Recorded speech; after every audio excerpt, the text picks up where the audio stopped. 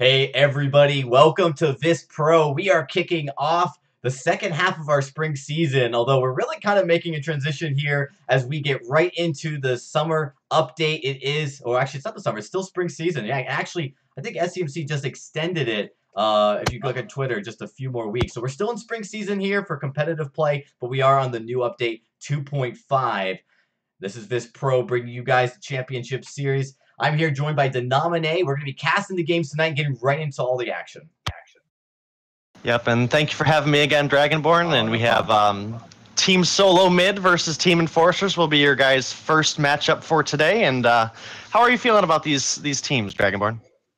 Well, I mean, this has been a pretty crazy VISPRO season. The first split was very wild, where Team Solo Mid went to the finals, but got knocked out by Nova Esports, who also beat Cloud9. Nova Esports coming in hot here into the season with a new roster pickup and looking very, very strong. But there's been a lot of roster changes, and I actually want to get into some of those roster changes here. There's some subs, some prize subs, actually, that are coming in here during the second split to help out different teams. And, Team Solo Mids, they had their support play sub come in for the last split, and then this split, we have a new sub. It is going to be Xenotech playing on Team Solo Mid. That's kind of a surprising sub coming in here as they face up against Enforcers, because we've seen Xenotech has really grown as a professional player, and I'm not sure if this is a sign of things to come, but at least for VISPRO, at least for the split, he is here on this roster.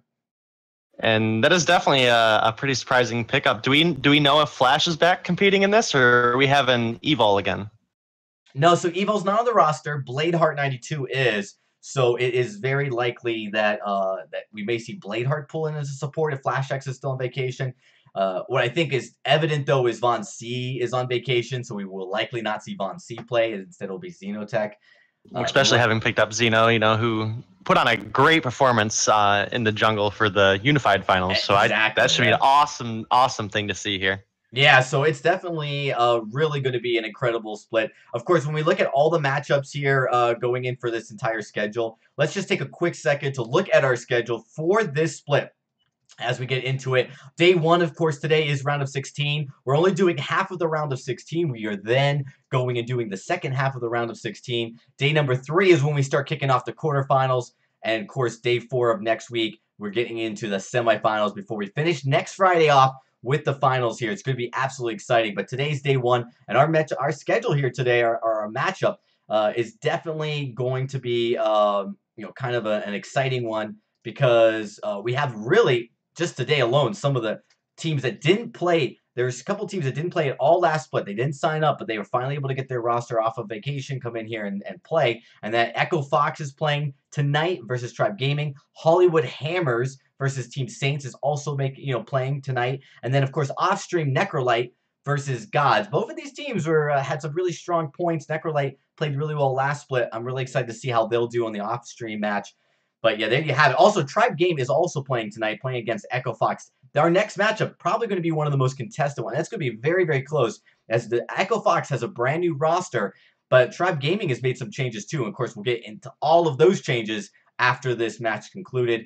But we are looking to kind of get back into the roll of things, get back into it with Team Solo Mid starting us off. And of course, what a better way to do it versus what arguably is one of the most stable and dominant organizations in Vainglory.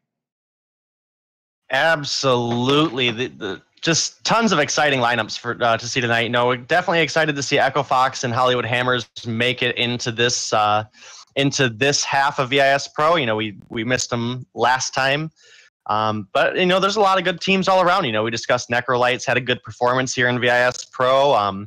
Team Saints should be able to put up a pretty good couple games, and maybe take it to round 2. So that should be some fun gameplay to watch. Absolutely. I'm definitely really excited, but again, we don't know what we're getting from these two teams, Team and Solo Mid. Now, if we do, Best Truck and they played last split, him and Von C, they actually played really well with Evil. In fact, we were talking for most of last split how Evil really showed up, even in the finals, even when they lost. Evil was really a very, very strong support. But, they fell a little bit short against kind of a team that I think surprised a lot of people. Depending on who plays today, though, we may be seeing a very different Team Solo Mid against Enforcers. And Enforcers, they actually have J Kim Kim. So this is kind of funny. Team Solo Mid had to play the finals, the last match they played in VISPRO, against Starboy, who was previously on their roster as a sub. And now they're playing against Enforcers, who has J Kim Kim, who was previously a sub on Team Solo Mid a few seasons ago, or a season or so ago. So it seems like a lot of these subs that come from Team Solo Mid do find homes in other teams. Yeah, and I think they actually did play J Kim Kim too. I think it was last season, so that should be pretty cool to see.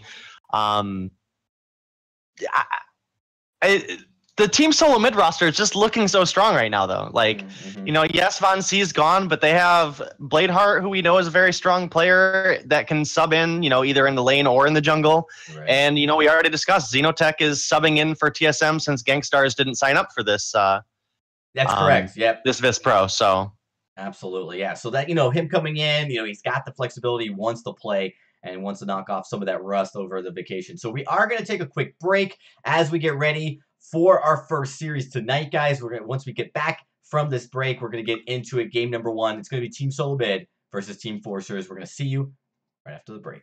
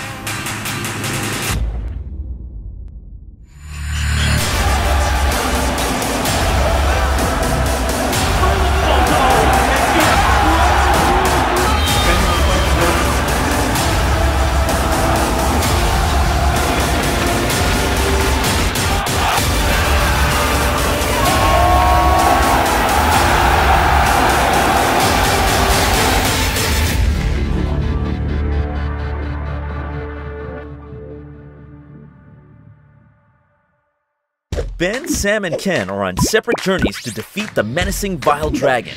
But let's just say luck isn't on their side. If only there was a way for them to find each other and band together. Well, that's why there's Band. It's a mobile app that allows people to come together using common interests. With Band, you can find fellow gamers, chat, schedule gaming sessions, and conduct polls. Stage epic battles with friends while sharing videos and photos along the way. So try Band today. Band. Be together. Hey everybody, welcome back. We are getting ready for all the action. Of course, it's going to be Team Solo Mid, our matchup tonight versus Enforcers, our first matchup of the night. And we're actually ready to get right into the draft. So the teams are all lined up. So I'm not going to wait too much longer here. Of course, Denomine, I've got you here, ready to get in and break down how we go. And this is going to be exciting because this is our very first competitive match on Update 2.5. And I'm really excited to hear you talk about some of the changes we can expect in the meta as we get right into it. So let's kick things off, man, on a high note. The draft And the draft has started. So, Dave, what are some of the things we're starting to see when we get into these games in 2.5 from these competitive teams? Have you noticed anything so far? So far, I haven't really noticed a whole lot. I haven't had a whole lot of time myself to tinker with 2.5. I do know, however, even though Flash was on vacation, he's spent a lot of time on the new update. We do still see this Grumpjaw come out in the early ban, a very, very strong early ban from last season. So that might still be comfort from the teams not wanting to play against the Grumpjaw, but a Taka ban to follow it up. Very interesting. Yeah, I mean, we've seen Taka. It is a very powerful pick in the sense of, you have the mobility. Obviously, Von C can play Taka. Although it's not Von C playing, it is Xenotech. So Xenotech can play Taka, obviously, with a lot of success. We know this. And Team Solo Mid is going to be able to pull that Vox pick. Now, if for whatever reason, Vox has just become a very steady state laner, he obviously can be flexed in the CP, but we do typically see him as a weapon laner. Absolutely. His ability to get so many attacks down in rapid succession really helps him build up that breaking point. However, this early in the draft, this does, unless if they ban it away here, gives Team Enforcers the opportunity to pick up a Baron, who's a very strong pick in the box. Yeah, and I have to imagine that, if they're ready for this, that would be exactly the pick. The question is, do they play Baron? Obviously, it is Team Solo Mid on the clock for their last. I feel like Team Solo Mid will make the decision to ban Baron at this point. It's kind of tough to say. Team Solo Mid has a very high skill level of play, and you can play Vox into Baron. It just gets pretty difficult as the game goes on because Baron's range increases as you upgrade that ult. And the Baron ban does come through, leaving a few other good picks. We could see a Gwen, which we've seen have reasonable success here into the Vox, or we could even see a possible flex pick like an Adagio here. I wouldn't say it's so much as a flex since we already do have the Arden locked in, but Adagio is one of those heroes that has a long range and a lot of early game power that can really put pressure on this Vox. Yeah, I'm kind of surprised when you see the box, you don't maybe first pick the Baron and instead. I mean, it's risky in the sense that you do allow, but like if you're going to pick Baron second, you might as well pick him first on B side just because you're not going to get it again. Blackfeather is taken, and what's great about Blackfeather with Arden is it can be flexed in the jungle, or you can go up to the lane with this. We do see a lot of weapon laners. They play Blackfeather with some success.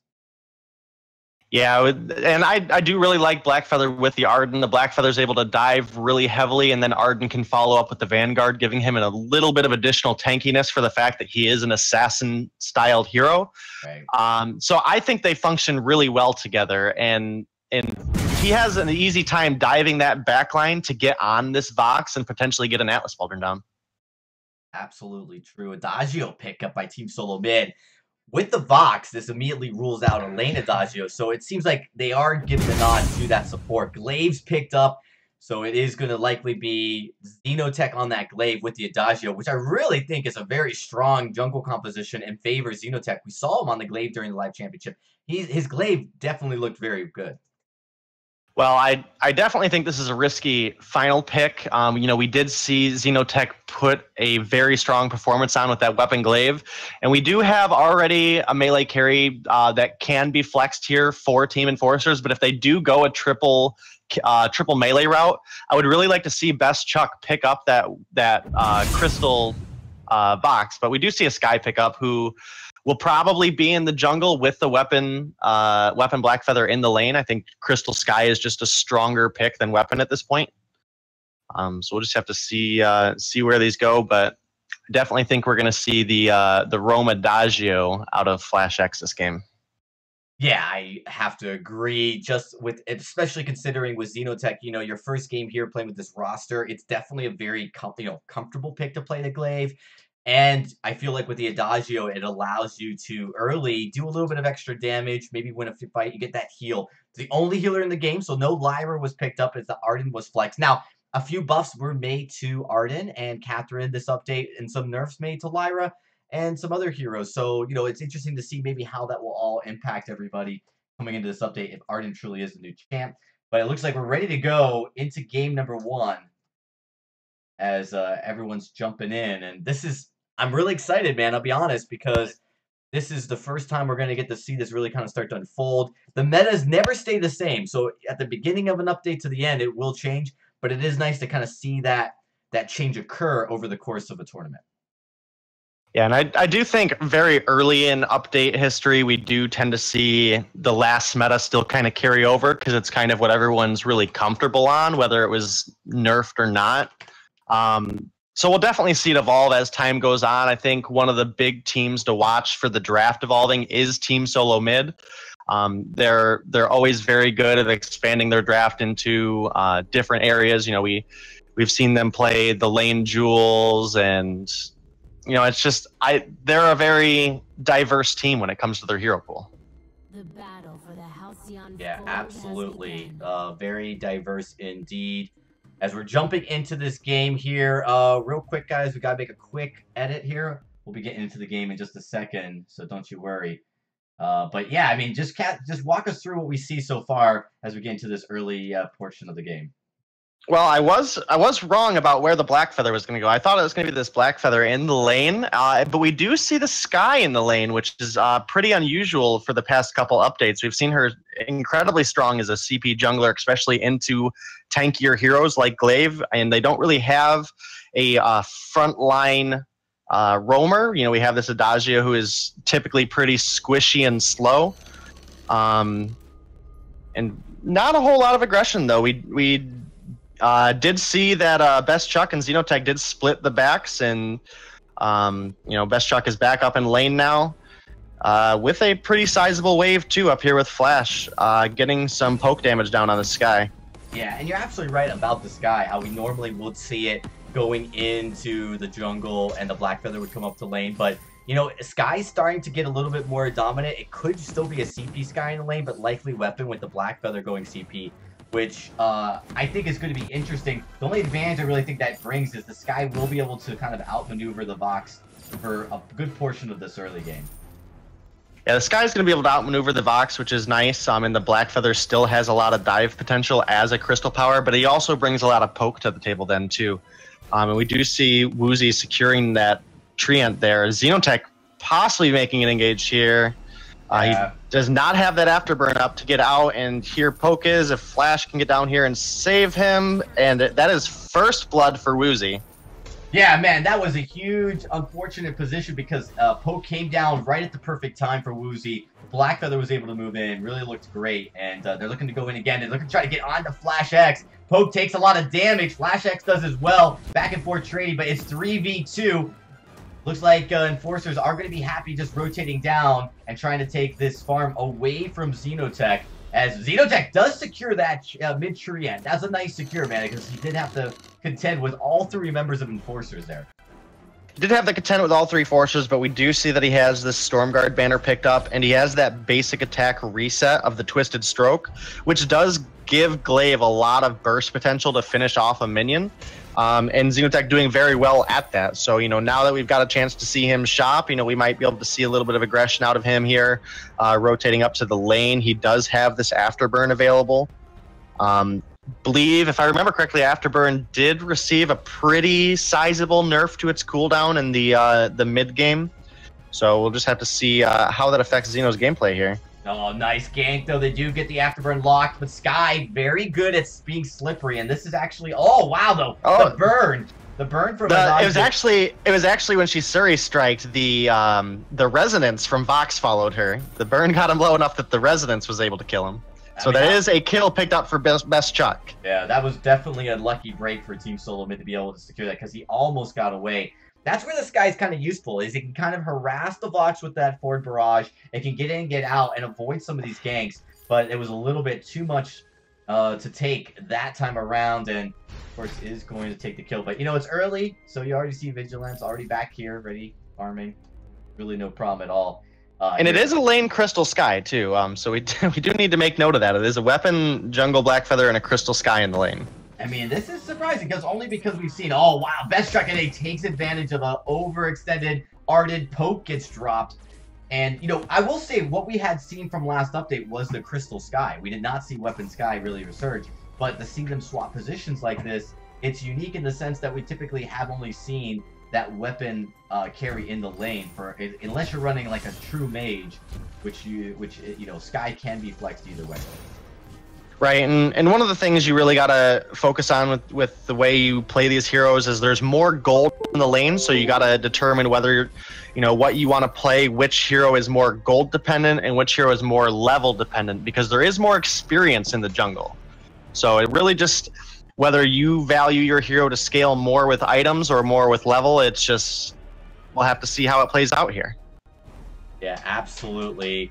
With gold, though, Team Solo Mid has been able to secure a lead. They just, they got a little bit behind early as far as rotation, but it looks like Xenotech, well, with the help of Flash and Best Chuck, cleaned that up nicely. And it looks like we see Chuck going into the Poison Shiv Tension Bow build, which is seen a pretty big surgence of popularity here since the end of the last update. So we'll just have to see if that carries over to this patch or not. Absolutely, as we look to get into this. Chuck taking a bit of damage from that forward barrage, but a heal coming out of Flash is able to get him back up to safe levels. We do see Enforcers has all 3 members here in the lane and may want to try to get some damage down on this turret. Pretty hesitant though, losing an opportunity for a bit of damage with 2 heroes that have a lot of escape potential. Yeah, this is true. The only thing I'd say is the weapon Blackfeather is going to hit a nice stride. We do see a lot of prioritization away from Serpent's Mask on these weapon healers. You know, these weapon carries that do scale well with lifesteal, to going with instead the Poison Shiv, which you're going into an Adagio, which makes perfect sense. Well, not only just going into the Adagio makes it nice, it's with the changes that we had a couple patches ago to the attack speed. The attack speed in the early game is a lot more prevalent on these heroes, especially someone like Blackfeather who has that scaling execute damage based on the number of heartthrob stacks he has down. So I think it's definitely a smart buyout of Woozy, and you know, same thing with Best Chuck. You know, you get a lot more attacks out, and those resonance bounces do hurt in the early game. So the more bounces you can get out, the faster you can clear wave, the more damage you can split out. Just overall a really good item this patch. We're seeing Best Chuck NA. He's coming in. They're looking to push this lane up into the turret. It's facing the turret now. They're actually being hesitant. They have 2 objectives they can go for. Gold Mine and the turret.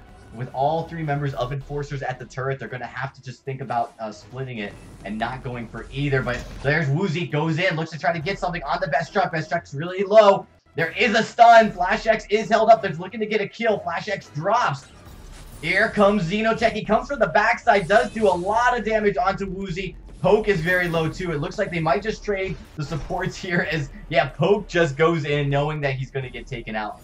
And actually, that little bit of separation probably helped ensure that that Vigilant wasn't going to be taken down there. Xenotech does have the ability to kind of jump in. But this does expose their turret. First turret of the game. It is going to be going to Team Solo Mid. Yep, and Team Solo Mid moving up to a 3,000 gold lead. Best Chuck's in with 2,400 gold in his pocket is going to take a chance to recall now. Overall, I think that worked out really well for Team Solo Mid. They did trade Roamer for Roamer, but Woozy and Vigilante were too low to stay and defend the turret, and that's a pretty hefty gold swing towards Team Solo Mid that you really don't want them to have this early in the game. No, that's absolutely true. You know, when you start to build that lead up, especially with that objective take. Now, interestingly enough, it does look like the gold miner is still full there. Is that a visual bug for me, or is it still full? On what now? On the gold miner. On the gold miner or this crystal sentry? Gold miner. No, so it's still full, right? Yes. Okay. No, so it's still full. The only reason I ask is I had to do a restart, but it looks like we are good to go. So look at that. Oh, man. And Best Chuck NA, he's already doing so much. I do love to see this weapon box played this way. The Poison Shiv and the Tension Bow is actually a double item that we see come out early with these. And then, of course, the Tyrant's Monocle as well. Yeah, and what's really nice is, you know, we see he already has 3 items in this 8-9 minute mark. This build is incredibly cheap to run and has a lot of damage return potential. So it's makes a lot of sense. It brings that weapon power Vox late game spike a little earlier in the game than our typical builds. And we are seeing this cooldown glaive work pretty well overall so far. We do see Sky has completed 2 items now, so Xenotech does have to be a little cautious. You don't really want to let this Sky build up too many broken myth stacks before a fight. And a small engage here. Best Chuck able to clean up this wave really quickly.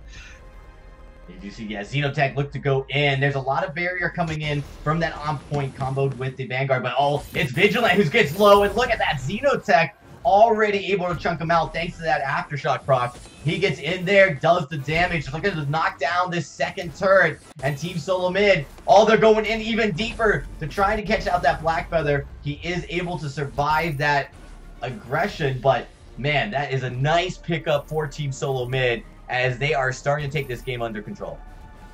Absolutely, and it looks like they're going to clean up the Crystal Sentry pretty easily here, uncontested. That's going to be another small chunk of gold in Team Solo Mid's pocket, as well as the rest of Team Enforcer's jungle. They're able to clean up nicely. So with that, this is looking like Team Solomid's game. They are up by 6,000 gold, and you know, Daynomine, that when you're up by that much gold, right, it is, especially against a team like Team Solomid with these pro players, it's going to be really hard for Enforcers to get out of this. What could they possibly do at this point? We haven't actually seen Poke really utilize his gauntlet. The Ardent feels like he's been kind of underutilized so far. Yeah, I definitely think we need to see some good positioning come out of a gauntlet here to separate possibly Best Chuck if he overextends himself a little bit, trying to clean up some farm. And we really aren't at a power spike yet for this lane Skye. You can't really optimize the Skye too much in the lane until you get that third or fourth item, just because the lane minions do get in the way and they do block your damage. And, you know, we're still only on one offensive item for Blackfeather. However, I do like that we have the Atlas Pauldron picked up, and it does go down on Chuck. And here's what I'm talking about. That is a very good gauntlet separating Xenotech from Chuck. They pick up a kill. You know, a small kill bounty there, but nothing that's going to swing the game their way, but they have a lot of opportunity here to get some push down. That was a very strange play by Team Solomid. As they were rotating up underneath, they had to have known, I mean, maybe they didn't see or didn't flare, but they chose not to flare the bush where Enforcers was sitting, and they basically allowed themselves to get surprised because they essentially just ran right into it. And of course, we were talking about their gauntlet was waiting to be used, and I love the patience that came out of Poke there. He didn't use it right away. He made sure that they started to do some damage, and none of the engage or exits were used. And, you know, Xenotech was able to get out of there, as we do see, of course, Xenotech and Flash. They are going to secure this gold miner. But Best Chuck in A was just not slippery enough. He does have a reflex block now, but he was just unable to get away. Yeah, he wasn't able to get away, but, you know, realistically, Team Solomid isn't out anything from that because Team Enforcers didn't capitalize on getting Best Chuck down. They had a huge minion wave in the lane that they didn't push into turret. They didn't rotate to Team Solomid jungle and get any gold back that, you know, Xenotech has been taking throughout this game, and they also hadn't secured the gold miner. So if you don't clean up some sort of objective goal with that kill, then you're not really taking too much out of Team Solomid's pocket there. Absolutely. It looks like another engage coming in. Best Chuck and A is almost at 4 weapon items as he's looking to build this box. Very heavy on the offensive side. He's going to be quite content. I mean, if that's the only thing going for Enforcers is the fact that they do have a squishy box. If you can get on top of them, the Blackfeather can delete this box pretty quickly. But that time is passing in box. When he gets the tier 4 item, his 4 tier 3 item, he's going to pack such a huge punch that you're going to have to eliminate him from the game and from that fight as fast as possible. And with the glaive for the peel and an adagio, it's risky. You're running into a lot of damage trying to engage that Best Chuck and A, that box on the back line here. Yeah, and again, Team Solomid able to rotate through to clear out the jungle, get all the farm, and then move back into their jungle without any contest. Enforcers is just watching that gold gap grow. It's already at 8,000 gold lead going over to Enforcers. Yeah, we're sitting a huge gold lead for Team Solomid, and Best Chuck does pick up that breaking point, which is going to give him a lot of scaling damage in these fights. We know the glaive does have a lot of upfront burst, but you know, if Chuck does go down, that's where Enforcers are going to have the potential to come back in a fight because, you know, the glaive does have little packets of burst damage, but if you don't have that weapon sustain, the glaive just doesn't have the damage to clean up a fight against someone tanky like a Blackfeather or mobile like a Skye. It's absolutely correct. As we look to approach possibly an engagement, it's Team Solomid actually just kind of clearing out the jungle. I don't think they need the fight here. The Kraken's coming up here. A bad fight, the Crystal Miner on the side of Enforcers would definitely be bad for Team Solomid. So instead, I think they're right here to just reposition, go shop. Once they shop, they'll definitely be in a better position. Enforcers seeing that smart call to just disengage, move up to lane, and try to get that lane cleared up. But Kraken's going to be responding here. If you're Team Solomid, I think you just focus on taking the Kraken and closing out the game. I definitely think that is a smart choice. They're at a lead right now, where as long as they do fight a 3-on-3 and nobody's getting caught out, they really shouldn't lose a fight. I can't see them losing a fight. This Skye does pick up the 3rd crystal item, and they are heading towards the Kraken. A good Atlas down on Chuck, but really good does get on. Above. Oh, it's going to be for naught, though, because you did see, unfortunately, Black Feather got deleted. He's the primary damage dealer to Best Chuck and A since it is. Wow, but look at this Vigilant. He's got that third tier 3 item. He is finally able to actually put some fear into the side of Team Solo Mid. Yeah, once Sky builds up those Broken Myth stacks, she has a very large damage potential. But, you know, we do see Chuck coming in very, very... Wow! That Sky got deleted by this 4-item box super quick. Unfortunate he put the forward barrage down to try to clear out the farm and wasn't able to get it down onto Chuck. And this is going to be a Kraken for Team Solo Mid, unless if Woozy can make it down here for a steal. Yeah, that was kind of gutsy from Best Chuck because he really was risking it. He did see the forward barrage come out, but that could have been canceled in a Surrey strike engaged. But instead, he saw Vigilant try to use the forward barrage to reposition. He's just not able to move quick enough. Best Chuck a very slippery. Dodged even out of that scout trap and that root. You saw he was very close to getting rooted. Didn't get root. And ultimately able to take that fight. This might be the victory. Yeah, with only 3 turrets and the Kraken up and as far ahead as Team Solo Mid is, I do think this is going to be game. But they are heading, you know, if Enforcers does get the right fight conditions here, they could still be in this game.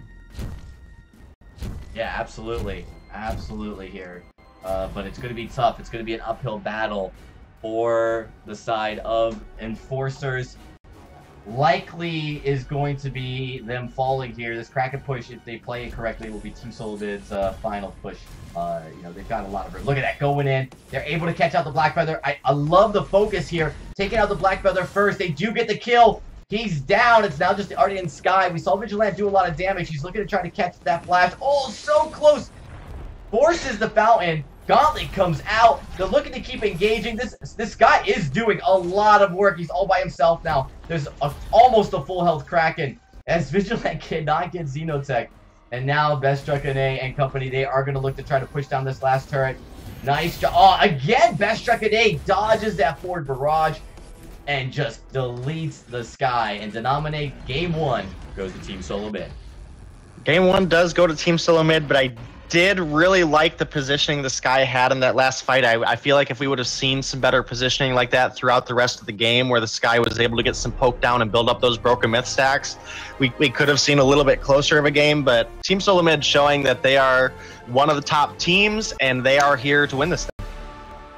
Absolutely. Very dominant play from them. There's not a lot to talk about other than the fact that over the last 2 updates, we've seen that Poison Shiv become a very important item for all weapon carries in the jungle or in the lane. And it's worth highlighting that because it offers one of the highest attack speeds in the game.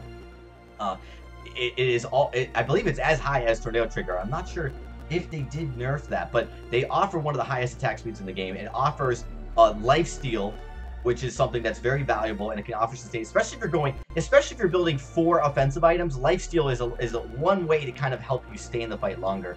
So we do see it coming up more and more. Honestly, when you look at Enforcer's items, they just didn't have enough in the tank to get the job done. They were just way too weak. Yeah, and one thing I do want to see out of Enforcers this game is I want to see them move back into that dominant weapon power lane carry that's just so prevalent the past couple patches. I mean, just they're much more dependent on gold for your weapon carries and much more level dependent typically for your crystal carries. So it makes a lot of sense mathematically. Right. But also things that we notice is, there's a lot of prioritization we see these top teams put out of that first jungle rotation. You want your laner to split the gold and the experience out of the back so they can get that level 2 quickly. With only losing 1 or 2 lane minions is, really the ideal scenario. So it's always a good trade-off to get that level 2 at the cost of a little bit of gold. But that's something we didn't see Enforcers do. So, we saw Vigilante come to lane early, wasn't able to clear it out. Chuck didn't lose any farm on that first wave, and it really put him ahead just from the beginning. Yeah, absolutely. And that's something that helped them immensely, right out the gate, especially when you have that crystal glaive, right? You want that early engagement because late game, if you still don't have a aftershock by like the 10 or 15-minute mark and you're really behind, it's a lot easier to deal with it. But when you've got that early aftershock, like we saw Xenotech do, because he focused on that farm early and focused on the aggression, he was able to get there, and it was just very, very hard to go up against, constantly getting peeled away or peeled into the damage of Team Solo Mid. And that's how you want to play the Glaive. It was played perfectly by Xenotech. And so far in game one, Xenotech's meshing with Flash X and Best Chuck quite well. Absolutely, he is, and I think the Glaive was a really good pick into that weapon Black Feather anyway, just because that Black Feather has to stick in order to get that damage down, as opposed to its Crystal variant, which has a lot of poke potential before you engage. So the Glaive was able to, once the Black Feather dove, he was able to separate him away from the Vox, which let Chuck build up stacks really quickly and just eliminate him from the fight because, to get to that Vox, he has to dive the backline. Absolutely. All right, we're about ready to get into game number 2 with the draft just about ready to kick off here, actually, as we look to get in. And this one is going to be interesting to see how Enforcers kind of comes back into this, see how they try to play it, because it could go either way. We've definitely seen this team do some surprising things. We actually saw Team Enforcers take a game off of Cloud9 last season, and it's mostly the same people. So I'm curious to see if that will be true, if that will happen as well. As we do look like we're almost ready to get into it. Actually, just waiting for confirmation from the teams. Check here. Well, I do think, if I remember correctly, when they did take the game off of Cloud9, I think I remember it being a really good Black Feather performance that was able to help them secure that win. Yeah, I have to agree that, they're definitely strong, and it looks like they're maybe playing up to those old things, but they need to make sure that they are adjusting correctly as we get into this new meta with the new update here. The draft is underway. We are getting into it, everybody. So let's take a look. What can Enforcers bring out here? And actually, kind of surprised. I mean, not horribly surprised, but the Vox ban is a very big ban to have to take off right off the gate.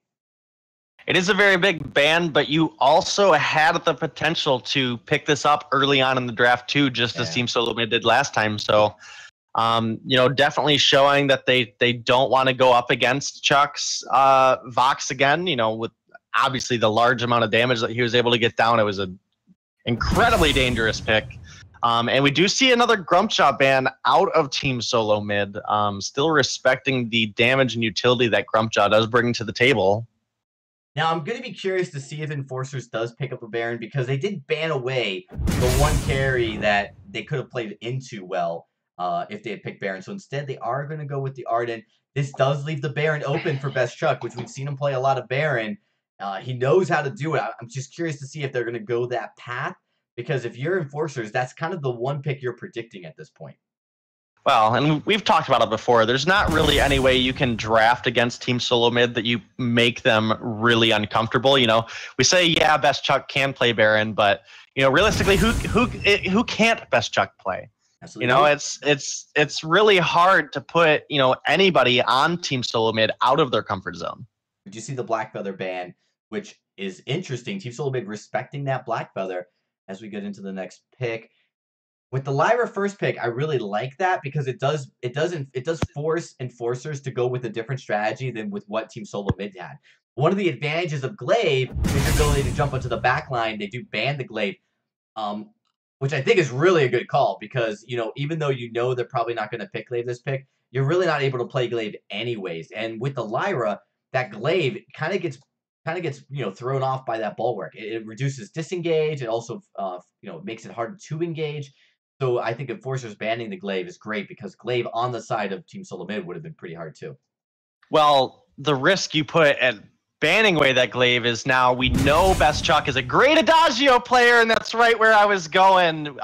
One of his favorite heroes, actually, and you've now given the double heal over to Team Solo Mid, and they are both incredible comfort picks for both Flash on this Lyra and Best Chuck on the Adagio in the lane. And it's interesting that they knew this had to happen or play out this way, only because the healers were up, and we always talk about the healers a lot. But I think that this might have been the right call, because with no Black Feather or Glaive, the heroes that you're going to play with the double heal are going to be a little bit different, like the normal double heal Glaive. So you could see something slow wind up, like a Weapon Cruel, which I really doubt. And we do see the Scarf pick. This is definitely looking to try to focus on burning down these healers quickly. I likely expect to see, obviously, Poison Shiv here to come out on the weapon carry. Weapon Arden.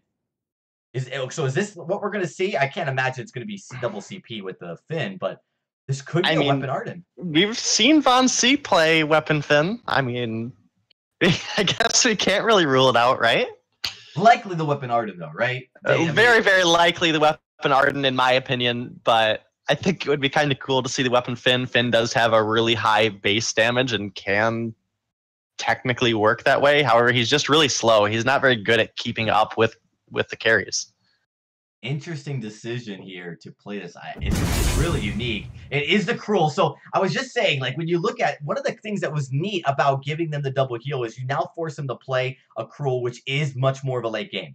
And this is, if you're going to go with a Scarf, you're okay playing the late game a little bit. The only problem is there's that crowd control from Cruel that will be very difficult.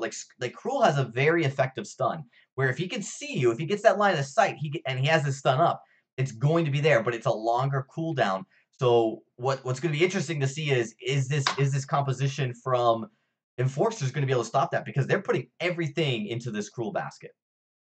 Yeah, and one of the things about running this comp that Enforcers has is it's not really so much that the Weapon Arden is strong. I think it's they're prioritizing really keeping the Scarf alive is what they're going for. So that really gives this Kroll pick on Xenotech just a very clear win scenario.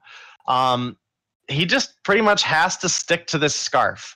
So the big win condition for Enforcers here is if Finn can keep Xenotech off of this Scarf, they have the potential to win. They do have the potential to win, but if Xenotech is allowed to sit on the back line and take this Scarf out, or even just keep stacks up on him to reduce that damage, then your Weapon Arden doesn't really have a whole lot of follow-up. He does have some burst damage, but he doesn't have a whole lot of sustained damage.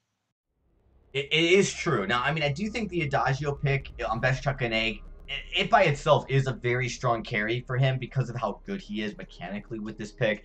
And of course, you know, he loves any opportunity he can get to play a mage. He's going to take that opportunity. So, you know, I'm excited to definitely see him on this, but, you know, one of the things to kind of highlight here is that, you know, the Adagio has a positional advantage, but it's not a great backline. I mean, he can play from the backline, but he's not going to do necessarily as much damage. So his goal is to help that Cruel get to the front line, to the enemy's backline. So I like the fact that there's a lot of damage. There's a lot of damage that can come out of this composition with this Cruel with Team Solo Mid, but I feel like they're gonna have a hard time getting past this Finn into the backline. Okay, and so we do see Enforcers splitting the farm back here. However, I am a little interested in the builds. So we do see Woozy on this Arden, who was the carry last game, but we see him with a contract. Poke is playing, I think, Crystal Finn in the lane.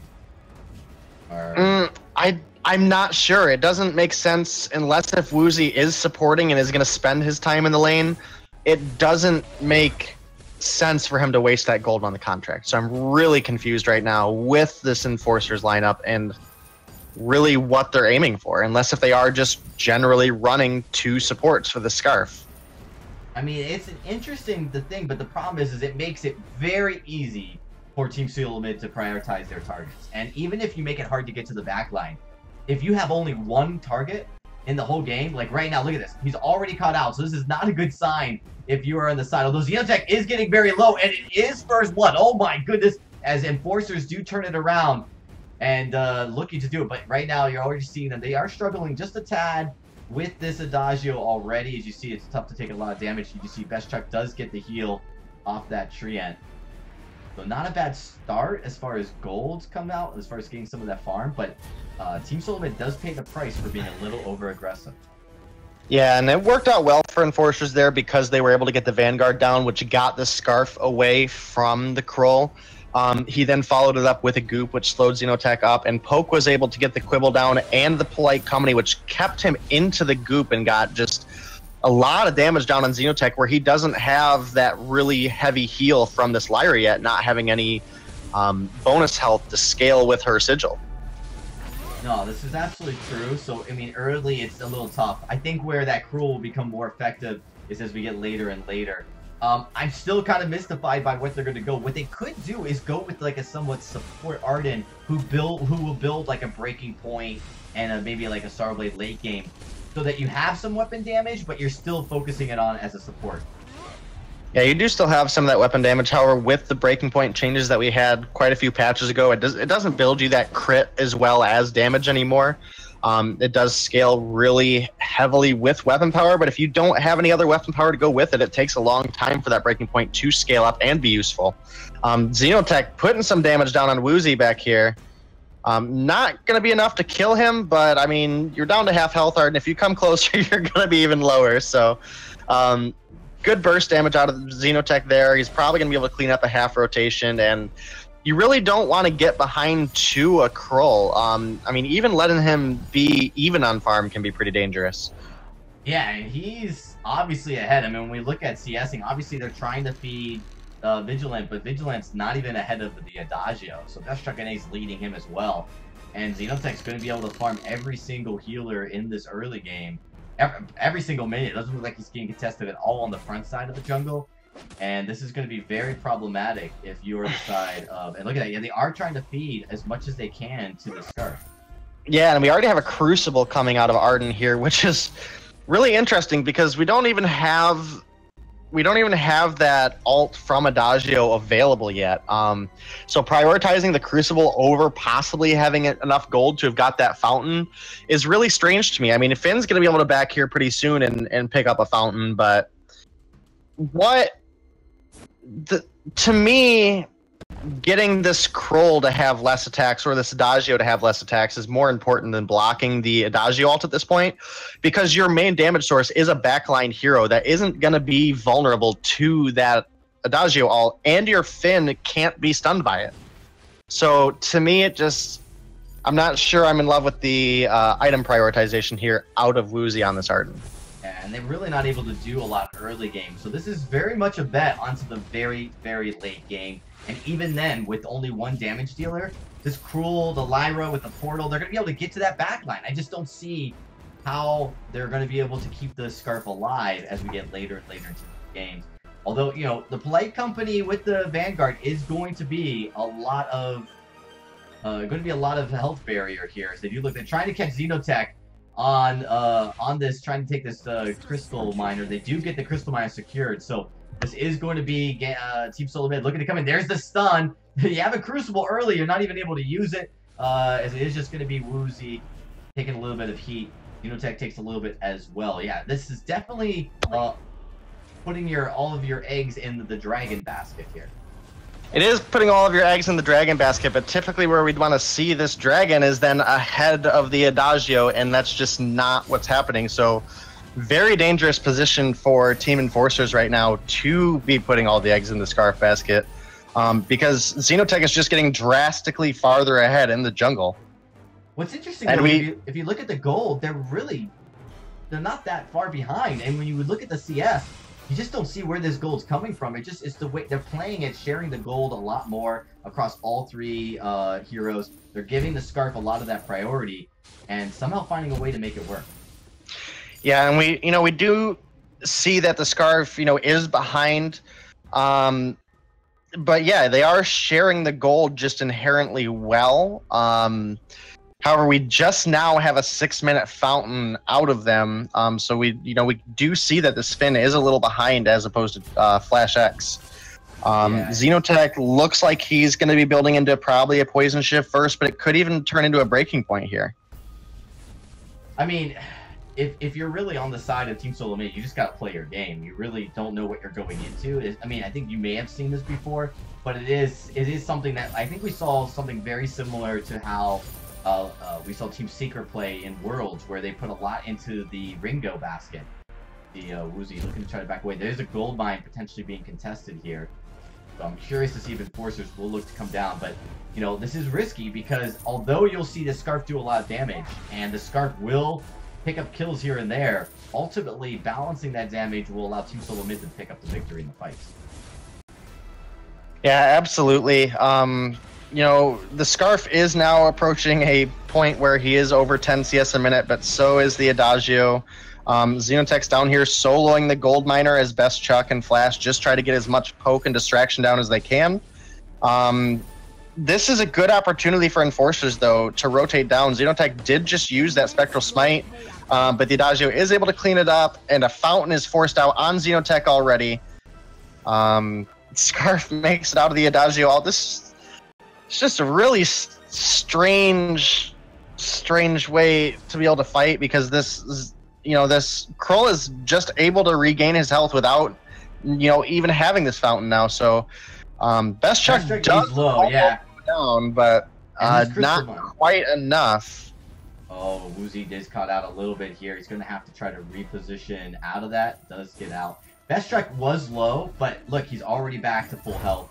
This is the value of a double heal, is you don't need to be at full health. You just need to survive the fight.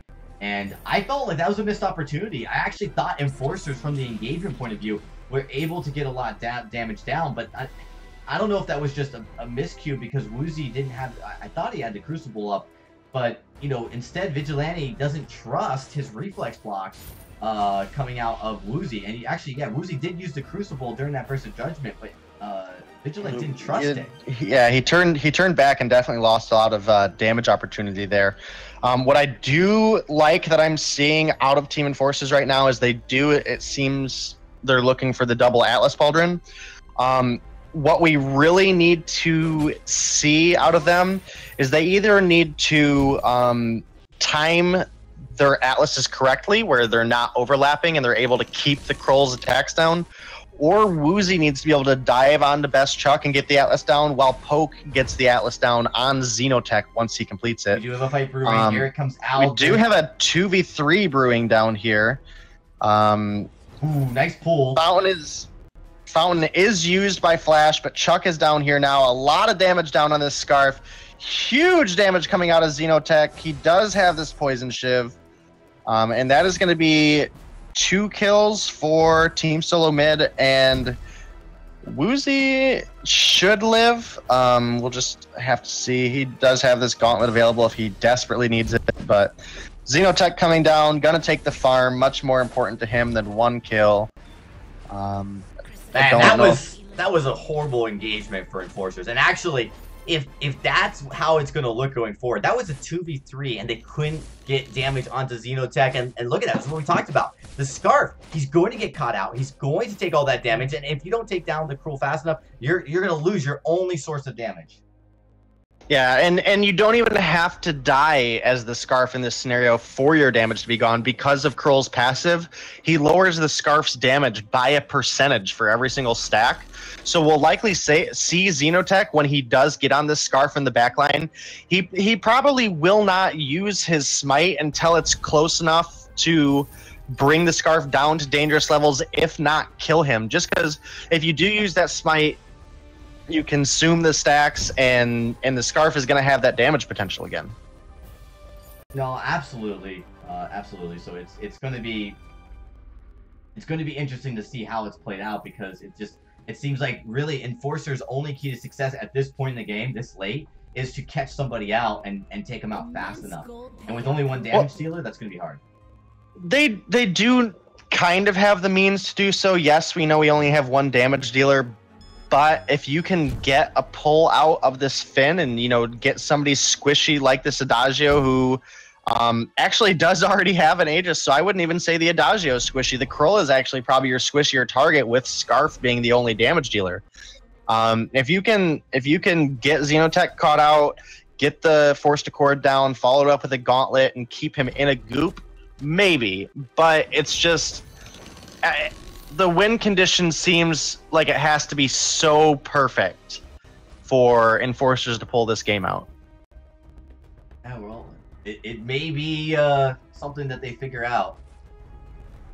Get into this.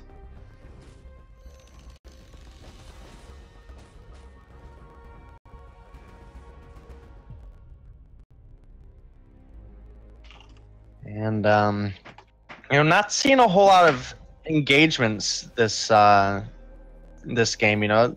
Both teams have kind of a late game scaling comp.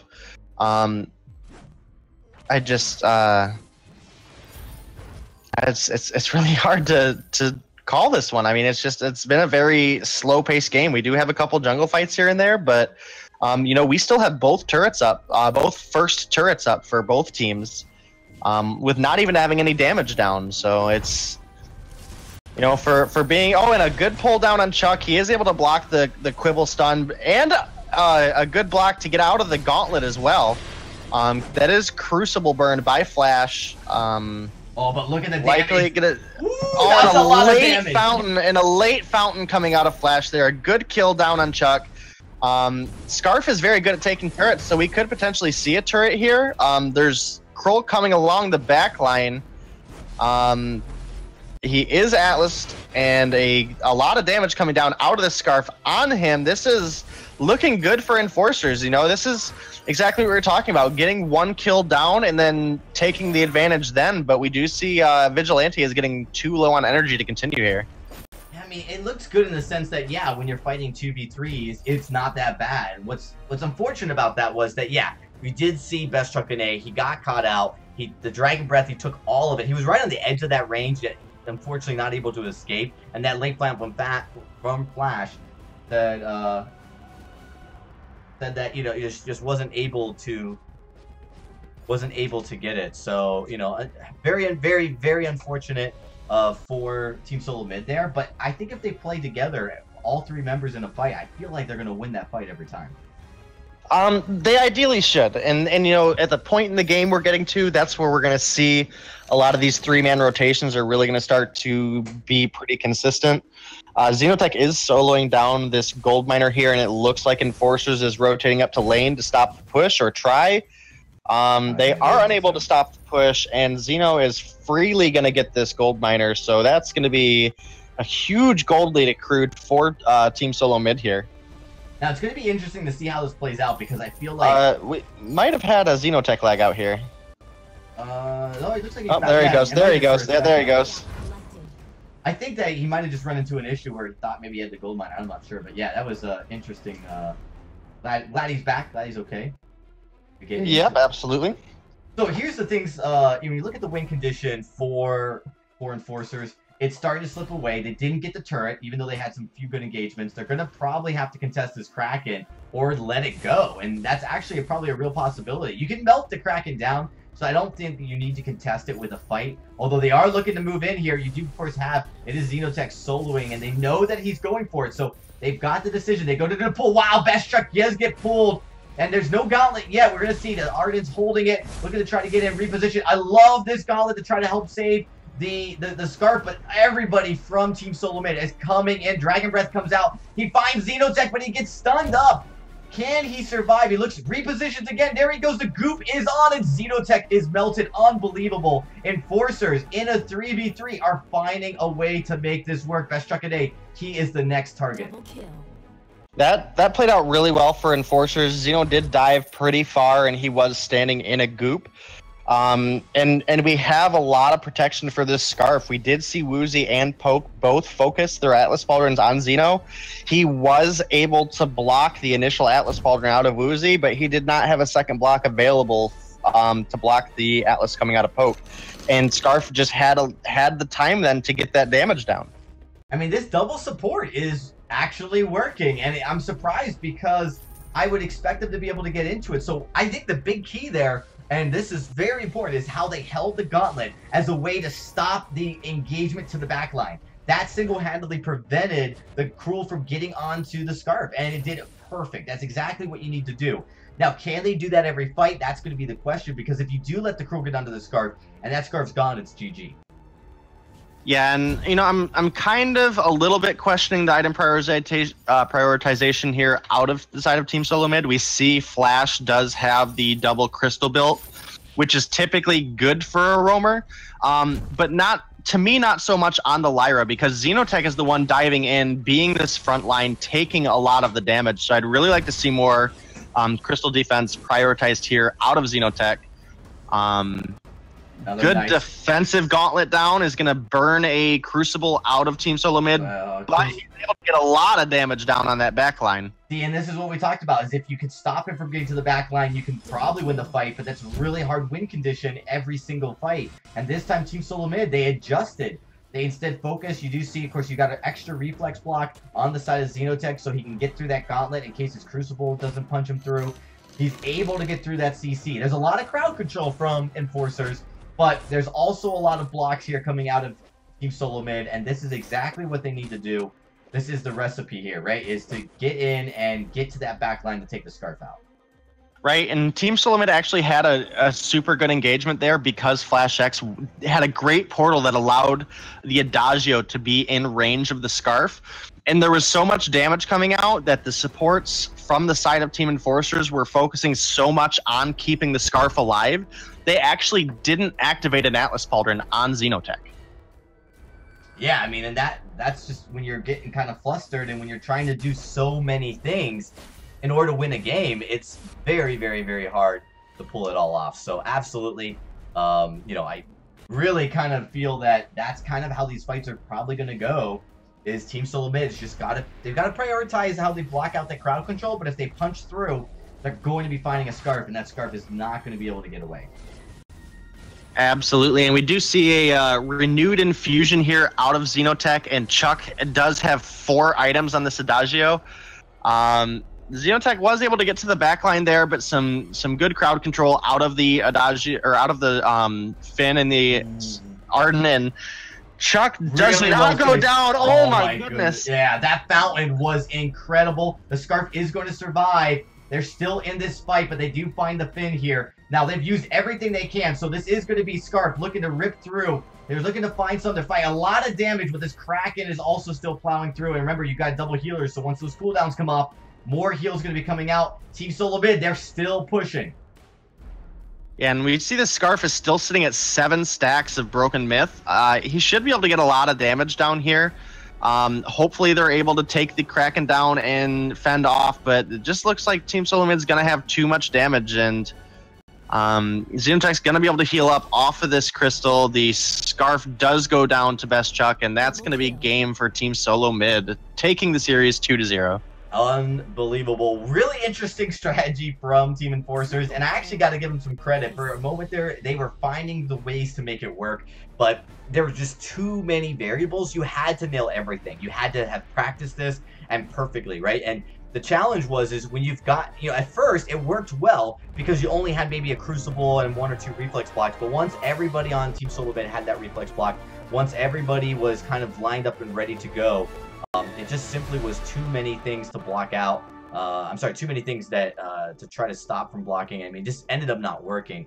And Team Solo Mid, of course, comes away with the victory. So congratulations to them. Yeah, and I do really like the way Enforcers played that. They brought something to the table that I guess we would both consider to be something that's typically off meta for North American play. And they did have a lot of fights that really did go their way. They played it well. It just, to me, that comp works better as a B-side draft when you see everything that the other team has on the table.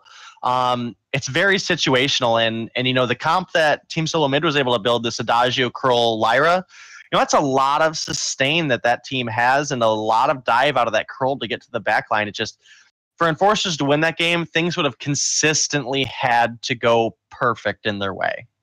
It was very hard. And when you're going up against a very, very strong, you know, late game hero like Cruel, who, yeah, at first it looks like you can stop him, but as the game persists, he's going to find more and more ways to get to the back line. He's going to be able to get there. You only have 1 damage dealer to contend with. So, unfortunately, it wasn't enough to get it done. I really liked the attempt, but unfortunately not able to get the win. And Team Solo Mid 2-0 as they move to the quarterfinals. We're going to be getting ready for our next series tonight, guys. But in just a few moments, we are going to take a quick break. And when we come back, it is going to be Echo Fox versus Tribe Gaming. Both these teams are going to be new to this split. So we're excited to get this kicked off with showcasing them. We're going to be back, though, after the break.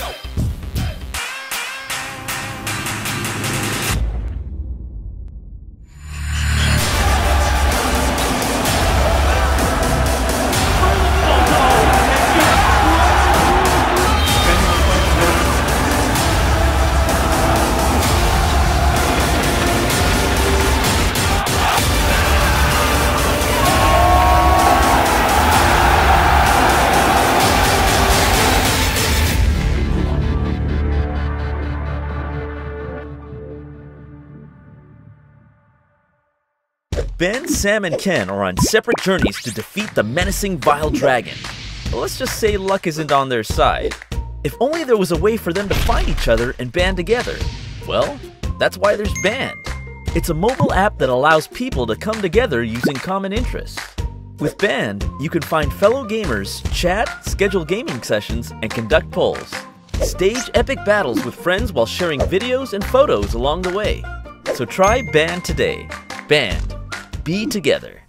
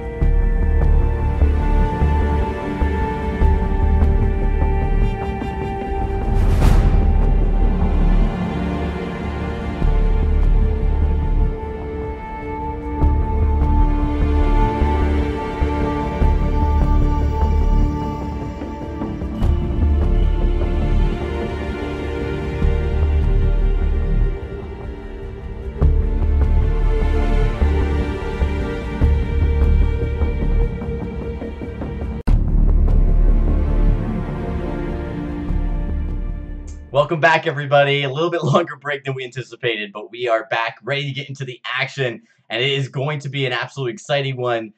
We've got, I think, what might be one of the closest matches tonight. Actually, it's one of the closest seeded matches as far as how we broke up the seeding for this tournament. It is going to be Echo Fox versus Tribe Gaming. Both of these teams did not play in Split 1 of our tournament here in the VISPRO, so it's their first time coming here. It's their first tournament on 2.5 like everybody, but they've been kind of sitting around waiting for a little bit, waiting to get into the action, and now is their chance as Echo Fox looking to make some actions happen. Now, keep in mind, although Echo Fox wasn't in this tournament, this roster was. Los Baboons was previously before they got acquired by Echo Fox. And they did pretty well. They made it to the quarterfinals. We'll see if they can repeat that again here today. Absolutely. I think the most exciting thing to me in this setup is that we have a little bit of family rivalry here between Yaz and Mixi. Yeah, so we do. That should be pretty fun to watch. So, we also see Status and Marto off of LibX back in the day, and they are incredibly good players. I think this is going to be our closest contended games for today's series, at least. Yeah, so here is our matchup, Echo Fox. Now, I do want to note there's one small typo here. It is on me. It's on our fault a little bit. Is we are missing Yazaru. He's not listed on this roster, but he is on the roster. A little bit of a clerical error. But that aside, everything's ready to go. Yeah, brother versus brother. It's going to be kind of interesting. They're going to, I don't know if they live together, but if they do, lock in the doors, making sure no one can hear your voice comm here as they get into this match, because you don't want to give anything away. But this is potentially going to be closest, just because when we look at these teams match up, we do have a team that exited the Challenger Series and a team that entered the Challenger Series. But overall, they're still within the same skill tier, and so this could go either way in this best of 3. It could go either way. I mean, I personally lean a little on the edge of Tribe here.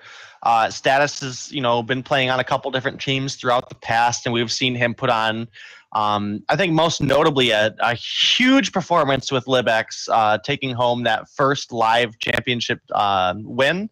And then also with Gangstars last year, he had a good performance. I think they placed even 3rd or 4th at Worlds. So, I mean, amazing performance out of Status, incredibly good jungler. Back on the board with Marto, who is a fantastic roamer. So we'll just have to see what these teams can pull together. Absolutely. Well, we're getting into the draft. It is game number 1, Echo Fox versus Tribe Gaming. And, like we saw already, a lot of prioritization. Vox, clearly a top pick. Vox and Baron look coming in and out of the bans, as well as Grumpjaw seem to be taken off the board. So I'm excited to see what we get here. Echo Fox now on the clock, looking to get into this game here.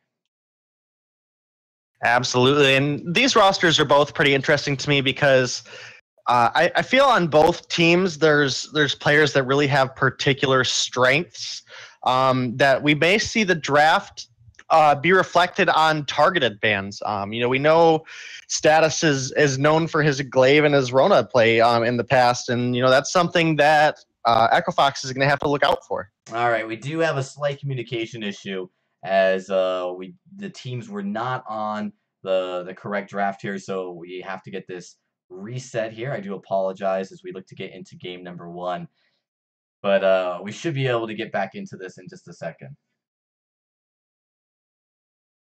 Yeah, hopefully we get everyone in here shortly and can get this draft rolling. Yeah, absolutely. Waiting here. Making sure everyone's in. We don't want to start now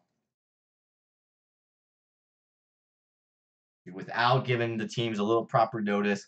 Thought I had it, but we'll be fine with just giving a quick check. All right, so it looks like we're back. The draft begins. We're able to get into this, so should be getting into this game here now just in a second. Absolutely. The Lyra coming off the board very quickly for the side of Echo Fox. Do not want to go into a hero that for several patches has been a very dominant roamer. Yeah, I mean, it's a good hero to get off the board right away. Vox banned.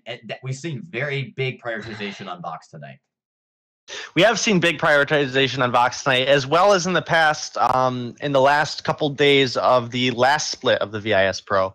The Poison Shift Tension Bow build, coming out incredibly strong from all the teams that have played it, and a first pick Glaive. And I do kind of like this out of the side of Echo Fox. It takes that Glaive pick potential away from Status, who we know is a very well-known Glaive. As well as it has a lot of flex potential here, and it being a first pick really puts a danger on the side of Tribe Gaming. If you commit a hero to countering this Glaive and it does get flexed either into the lane or into the captain position, you can really potentially waste the ban. And we do see the Grumpjaw come out of the side of Tribe Gaming and a quick Lance ban to follow it up. Oh, yeah, they felt like they absolutely confident about this. I love the Lance ban into the Grumpjaw because you really worry about CC. You do have the Glaive, but if you limit some of that support CC, that will definitely help. I actually think if you're Echo Fox here, I think you look to take a support that has some stuns. I think you go for a Catherine or a Finn.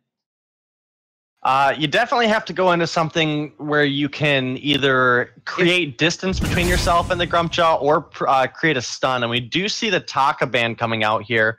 I'm not really feeling that as a targeted ban so much as I think Echo Fox wants to pick something up that the Vox just generally handles really well too. Well, as we get into this next pick here, so we can go either ways. Both the Glaive and the Grumpjaw are flex picks. So we don't know if they're supports or carries. But let's saying that the Grumpjaw will be going carry, which is a very good possibility. What are we looking for here? Do they pick a support in this position, or is this Grumpjaw support and they're picking a carry? Well, to me, it's always safe to pick up a laner in this situation because that really keeps that Grumpjaw able to be a flex pick. If you pick up a jungler or a captain here, you're really letting the other team know what you want to pick. And we do see this Vox pickup, this Baron pickup, but we do also have the Vox banned is where I really wanted to go with that thought. Baron really excels the most into a Vox. We see a potential here now out of Fox where they can pick up either a Ringo or a Gwen who don't really suffer the same disadvantage that a Baron would or a Vox would into this Baron. Now, this is going to be interesting. They did pick the Catherine. We talked about having that reliable stun against the Grumpjaw. And, it's good to kind of lock down that Baron as well. But the Adagio is still on the board because if I'm Tribe and if I see Adagio let go, if I don't see Adagio picked, I've got a Baron, I've got a Grumpjaw. I maybe flex that Grumpjaw as a carry and pick up an Adagio support because that's not a bad support to have in this case. The heal is going to be really, really strong. Also, you're going to be able to give your carries a little bit extra punch. Well, and I think Catherine just in general is a really good hero this patch. She got a substantial buff to her heroic perk. So she now gains 2 armor and shield per stack. So she scales. We used to see her scale really tanky into the late game, and now with the double armor coming out of it and double shield, we see her scale much sooner. And we do see this Sky come up. So now is this Dragon? Do you think we're going to see a second lane Sky this tournament, or and a Fortress coming out of the side of Tribe Gaming here?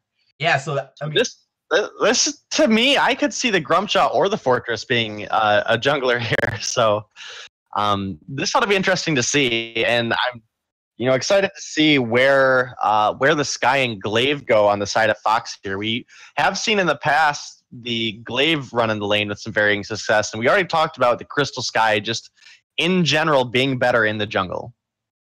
I think that it is a big advantage. We could see the Glaive lane, like you said. But we could also see a Crystal Fortress too. There's a few things we're not really sure what we're going to see just yet. So I think let's wait and see who's on what position. That will give us, I think, the biggest indication on ultimately what we're going to get. But what I really do like is if you go with this lane Sky, which I think you're ultimately forced to, you could still go weapon or you can go Crystal, but now you've got so much crowd control. You've got 2 very, very reliable stuns that can kick back, lock underneath of you, and then you could drop a death from above. So I feel like with the Baron's got to be very, very careful because if he gets caught into any of this crowd control, it's going to be GG. There's a lot of it coming out. Absolutely, and I think the Catherine is a really good pick into the Baron. She can pop that. She can pop her Stormguard up, her B, and reflect some of that high burst damage that the Baron is able to put down. So that coupled with the extra tankiness that she has this patch. We saw some varying success with Wrecked in the past. Went into that Baron at the Unified Finals and built triple armor. And it worked out well for him. So that extra tankiness, if you run a really squishy front line, you allow that Baron to build up stacks very easily. So I'm really liking the draft out of Echo Fox here. No, I'm liking it as well. I think that they're in a great spot, but I think that you got a lot of damage coming out. You do have this Grumpjaw. I think that they've done a good job with the draft to get enough control to keep that Grumpjaw in check, but all right out of the gate, you're going to see them engaging. They're going to come up across all three members of Echo Fox. We'll see how they do it. Erwin and Yazru coming in, looking to come in hot. They're just going to secure this healer, and I think they've got a good positioning. Yeah, they're going to be able to get that without Tribe Gaming being able to contest it too much. But it leaves them the Elder Treant. It leaves them the Elder Treant, and it does look like this is going to be a lane glaive. We have the Book of Eulogies and the early armor picked up by Erwin, and he is heading to well, maybe not. Maybe he's going to rotate down here. Not really a whole lot to grab, though. With that engage out of Tribe Gaming that they would have cleaned out the jungle on the way back. So to me, this is a little bit of a waste of time. We see a couple minions lost here for the lane. Marto did rotate up and cleaned up the last hits that he could. We'll just have to see how this plays out, but I do think the high health pool and tankiness of a glaive does give him a lot of benefit into this Baron. But we know Status is a very good Grumpjaw. I want to say that Fox has a good draft, but I'm leaning towards the side of Tribe Gaming at this point in the game. Yeah, we'll have to wait and see. We see engagement in the jungle. Marto's very low. Yazru's taking a lot. Nice stun to come up to give a little bit more push. Yazru's going to drop, though, so it is a one apiece. But you're talking about the carry still alive. Yurin's coming in. Does find Status. They've got enough stun and control here to keep Status in place. Expect, yeah, here comes the afterburn. They got to watch out, though. Here comes Mixi on this Baron, dealing a lot of damage. But now Mixi might be caught out here as he's looking to try to find Slater. One more auto attack might do it, but he's got to turn his attention. Just too slow, and the shield comes up there. He is able to get the kill, but now he's going to be sandwiched on between Erwin and Yaz here. Now, that was unfortunate for Erwin. I feel like he thought he might have had more reflection potential than he did. He had enough to actually prevent the kill, so if he just kept going in the same direction, he would have avoided dying, but I think a little bit misguided to return onto the Baron in that case. But what it does mean is, ultimately, it goes in favor of Echo Fox. They're going to get the 3-2 between that engagement. Kind of a long engagement for the early game. It is a pretty long engagement for the early game. The jungle dominance that Status and Marto are going to have on this Fortress and Grumpjaw combination is going to give them a lot of pushing potential. Both of those are pretty early and mid-game heroes as comparison to the Catherine and the Sky, which take a little bit of time to ramp up.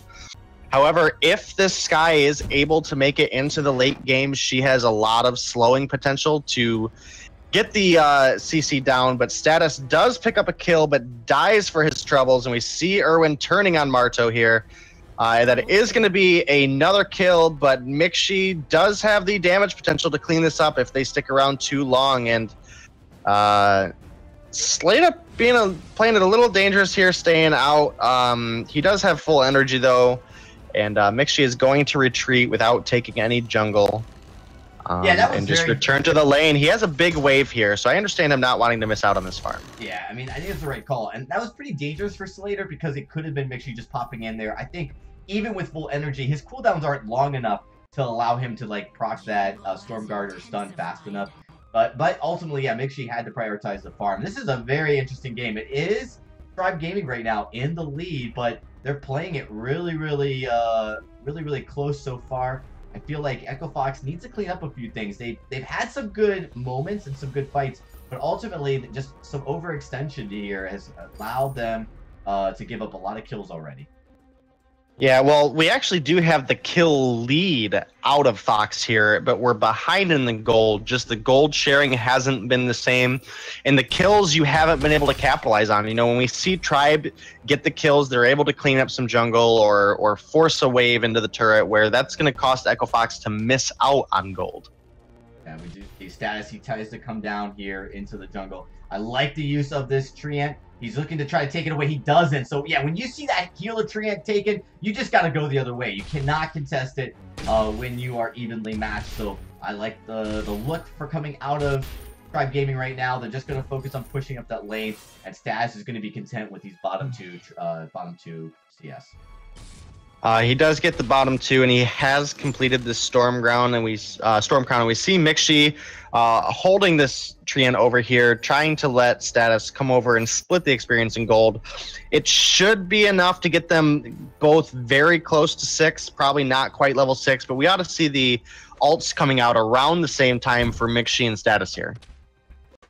Yeah, and ultimates are definitely going to be a critical part of these fights going forward. I really like the fact that you've got a front line like you have with Marto and Stash. You know, you've got these two big, dogs who can just run in, and it allows Mixi to play a very effective backline. So preventing Irwin from getting to the backline is going to be a huge task.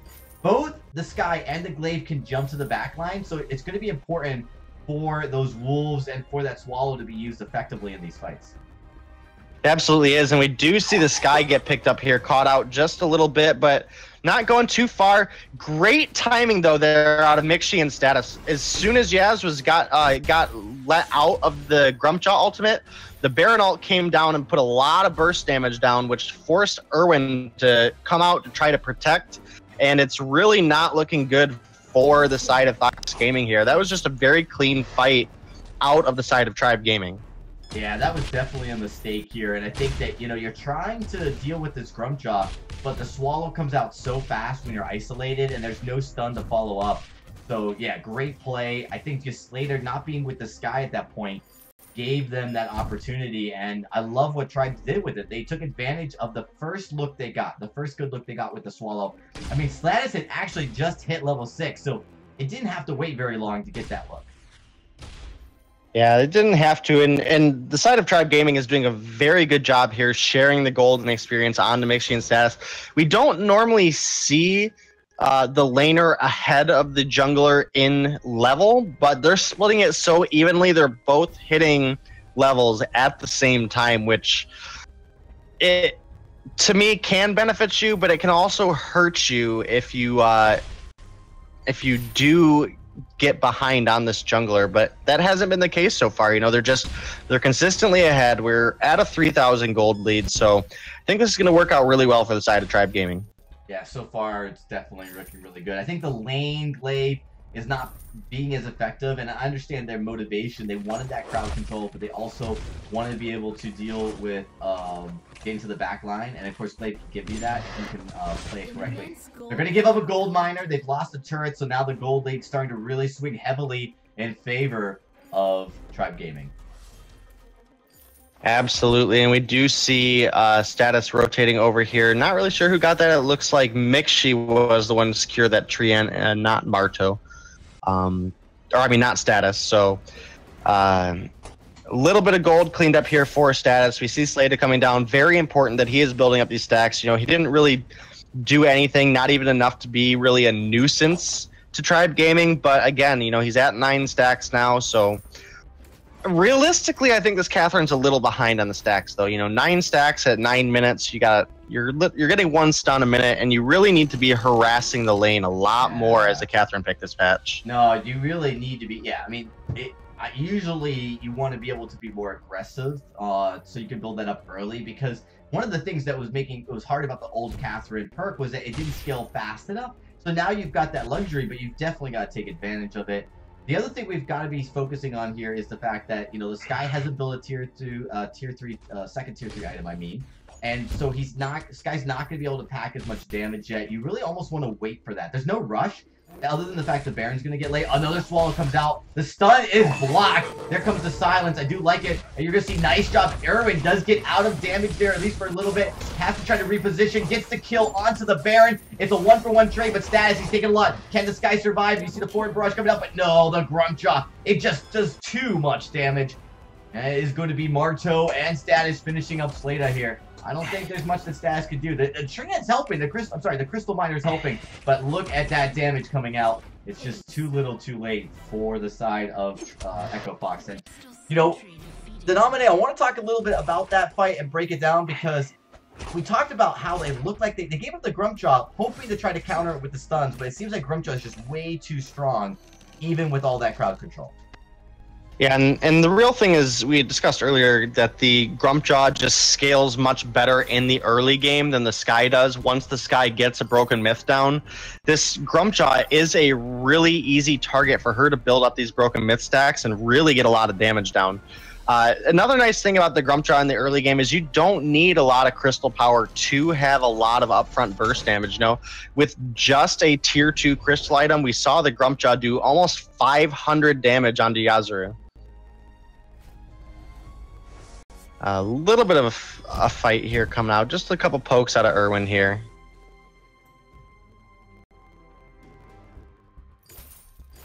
And it looks like the Glaive is going to go back to farming, and Tribe is going to take this time to shop, and a Tyrant's Monocle comes out on Mixie here. So we now have a 3-item Baron.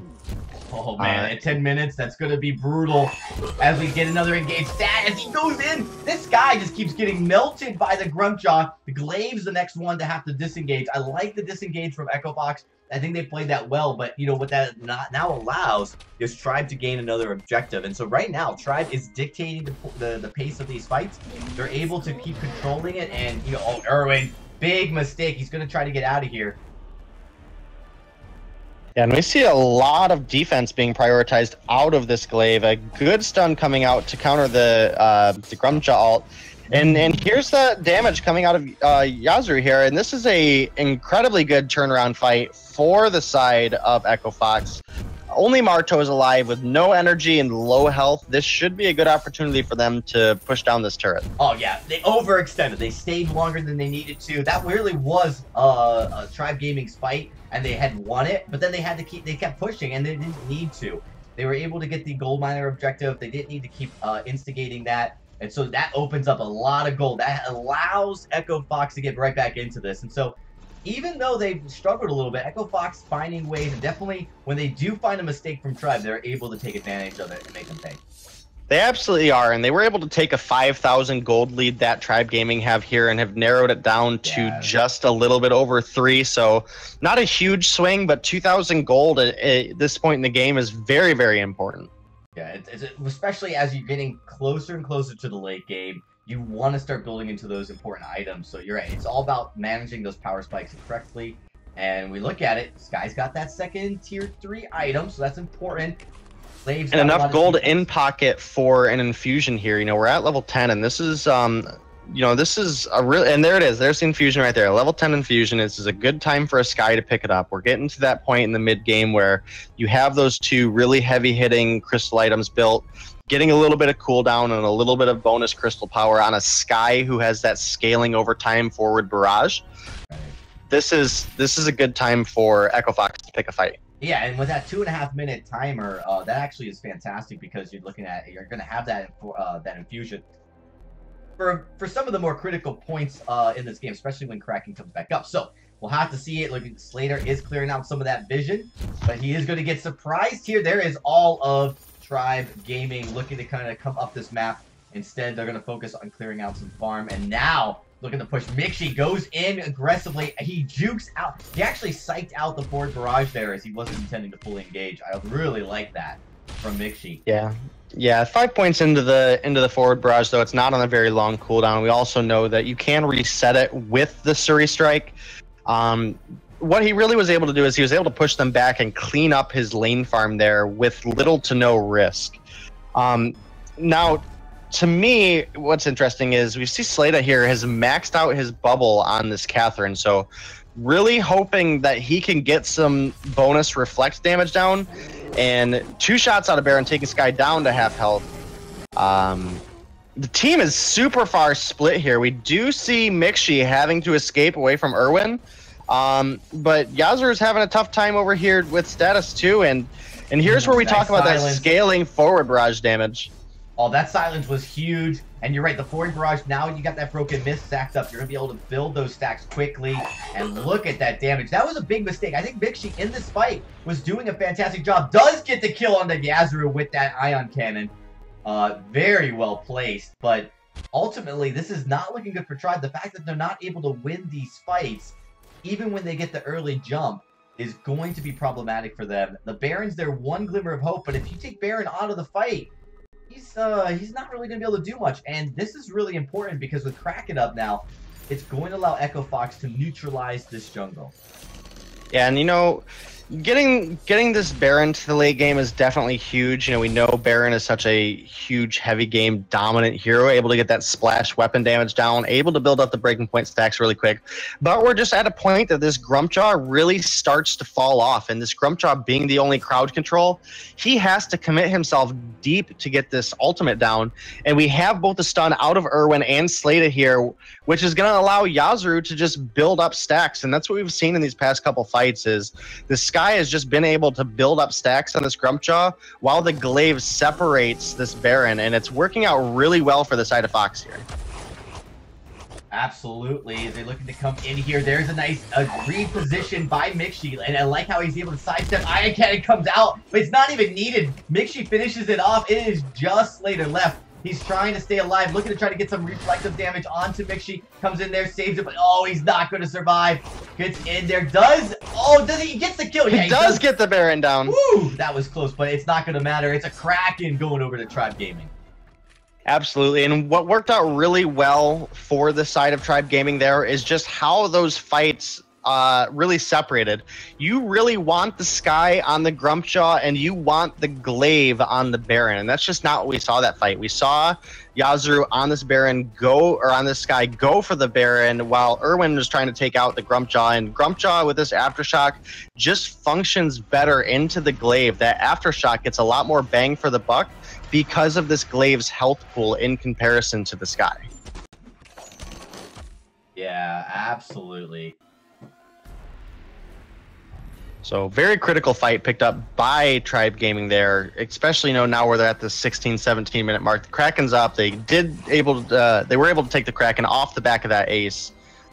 This turret is incredibly low, so it is going to get some early damage down on this Kraken here since they weren't able to push the turret before the Kraken arrived. But hopefully we'll get to see some poke damage here out of the Baron to build up some stacks.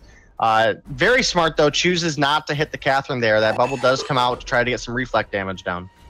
Look at it come out. Ion Cannon placed, just trying to get that turret down. I'm not sure they're too worried about it as they look to kind of jump in. Oh, they're engaging. They do not find Mixi. Mixi is able to jump jet out of that fight, that potential engage, so it does force Echo Fox right back. Now they just got to finish taking care of this Kraken. But what it does mean now is that as we get deep into this late game, Mixi is going to be at full force. He's already got 4 tier 3 items. He's going to be able to reinfuse again. Probably going to be able to pick up an Aegis here soon.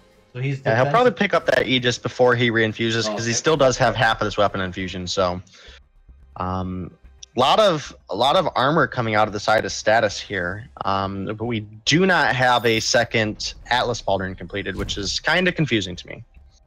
Yeah, it's interesting, mostly because Yazru is a little bit behind. I think that's where you'd probably see it. Oh, sorry, wrong team. As we look, oh, there's a swallow. Slater's taken out, but oh, is he going to go down? He's not going to be able to survive this. One more shot will do it. Oh, he does! Nice stun, keeps him in. You do see Status. I don't know why you're focusing on Slater, though. You're going to be letting your entire team drop. They do finally get the kill, but look at this. This is Yazru cleaning house. Status, I'm not sure why you need to take out Slater, but instead, your team does fall. Echo Fox gets a very, very pivotal ace.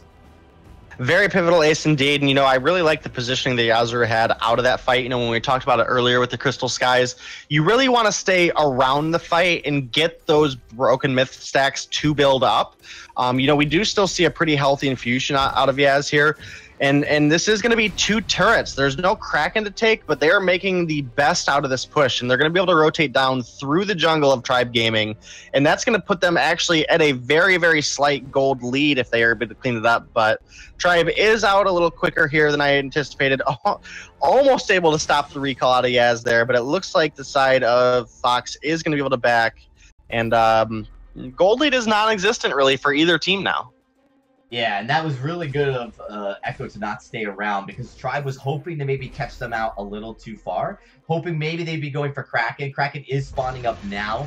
So, you know, it's pretty close as far as when that spawn time. But now all of Echo Fox is back into position here on their side of the jungle. But it's Tribe. Tribe feels like they can win this fight. They're being very aggressive. Looking to come in. They don't get to heal the Treant. The Ion Cannon comes down. Doesn't do too much. And there it is. They're looking to try to attack. And it is Yazru. He's dropping. He's the first to fall. It's going to be a follow-up here as they look to just finish off finish off Fortress here. They're going to let Status escape. But this is definitely a huge victory for Echo Fox.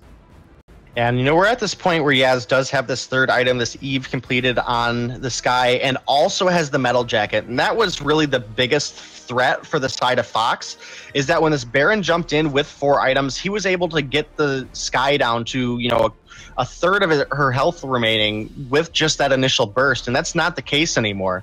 So Mixie's going to have to be a lot more careful on where he decides to use these jump jets to position himself in these fights. We quite often seeing him use it directly forward to get to that Sky, but you know, we're at this point in the game where he's going to have to get some damage down on this glaive before he's really able to ramp up. Yeah, and with this, it is going to be, in fact, you know, a Kraken pushing down, but uncontested because they were forced to go back to clear out the wave. I think a little bit of miscommunication. They probably should have left somebody here to help push, you know, a little bit of contest here. Instead, now the Kraken's down. He's down to half health, so it's almost a dead Kraken. You're looking, if you're Echo Fox, you do see the Swallow Status looking to use the Sanctuary as a tool. Doesn't get Slater in far enough. And they are going to continue to survive and just poke away at the side of Echo Fox. But at this point, with only getting 1 turret, I feel like they really didn't need this Kraken. They didn't get a lot out of it, and instead they're kind of forced to back off. Absolutely, and I'm not really sure that clearing the wave would have been the best idea there that I would have went with. You know, with all the damage and how well you guys are winning these fights at this point, I think you would have had a lot more gain out of just pushing this Kraken into the turrets. Instead, you let it get down to half health before it even made it to the turrets. So, you know, without that Sky there, you know, where she could have followed the Kraken, put down some of those forward barrages for that frontline damage where, you know, Status and Marto have to be standing on the Kraken to get the damage down. I think they could have probably taken 2 turrets there without a whole lot of loss at home. You know, once those minions aggro both turrets, you know, they die pretty quickly. You know, it was a risky call either way. You know, leaving the minions definitely could have hurt if you weren't able to close out the game. But I think Fox could have done it there. I really like what Tribe is doing here. They're continuing to flare. They've got a fantastic scout trap that's giving them vision, but they don't want to reveal that they've got that vision, so they're going to continue flaring on the one side. But, you know, it's a really great scout trap. And they're looking, they do have vision. You do see Mixie trying to maybe jump jet over the pit. Instead, he's going to just rotate back around. Would have been too dangerous to go on by himself. It is going to be Echo Fox and Tribe playing kind of a little bit of Ring Around the Rosie here, as they're just neither team really willing to engage at this point. I think if you're Tribe, you've got the advantage to engage with the Wolves. Instead, they are going to look to try to push this lane farther forward. Yeah, absolutely. And you know, we're down to 1 turret on the side of Tribe Gaming and 2 on the side of Echo Fox. This next fight could really be the determining factor on who's going to win this game. A great ult out of Yaz there to prevent Status from running back. Mixie taking a lot of damage. Could potentially go down if Irwin is able to catch up to him, and it looks like he's going to. And I think this is going to be game actually for the side of Fox. I mean, this is really incredible. They let the Grumpjaw go through in the draft, and it's starting to pay off. They focused their draft around this crowd control. This Catherine's at 42 stacks. That's a lot of extra armor and shield that she's got, in addition to being already almost max build defensively. And just like that, man, this is it, man. This is looking like it is going to be Echo Fox taking game number 1. This absolutely should be Echo Fox taking game number 1. There's no reason they shouldn't. However, the Sky does get picked out here. Not really sure why he didn't target the Grumpjaw and try to Surrey Strike out, but this should still be game number 1 going over the side of Echo Fox. Yeah, it's going to be a little closer, I guess, but it looks like this Irwin's got plenty of damage to get it done. And, you know, sure enough, the Swallow not able to come up soon enough. And Echo Fox Game number 1 under their belt. That's a pretty big victory for this nice new roster under the new Echo Fox banner. Yeah, and again, I really like this Sky pick in general into the Grumpjaw. You know, once you're locked on, you have that Surrey Strike to be able to reposition yourself out of the way of the abilities of the Grumpjaw, since, you know, the big damage and utility is targeted, target direction, I should say. And Slata is able to stay in that front line and really block Status from being able to get to that back line. And once that Sky got her build done and was able to ramp up the damage, it just looked really well and organized out of the side of Echo Fox. It really did. It really came together. And again, you know, Grumpjaw did do a lot of damage. It was really hard to do for the early and mid game. Absolutely, Echo Fox had seemed to have no answer for that. But once they finally got some steam, and I really think it was on Tribe to not close that game out faster. And it's because your laner is a late game as well. They weren't able to have that aggression in the lane like they had in the jungle. It allowed the Echo Fox team to finally get better position. It allowed Slater. I mean, he was very, very tanky near the end of that, so he was able to frontline very well up against that Baron. And I think there's a little bit of misplaced too. I mean, there was a lot of damage coming out of Baron, but it didn't seem like they were able to reposition as well as the game went on.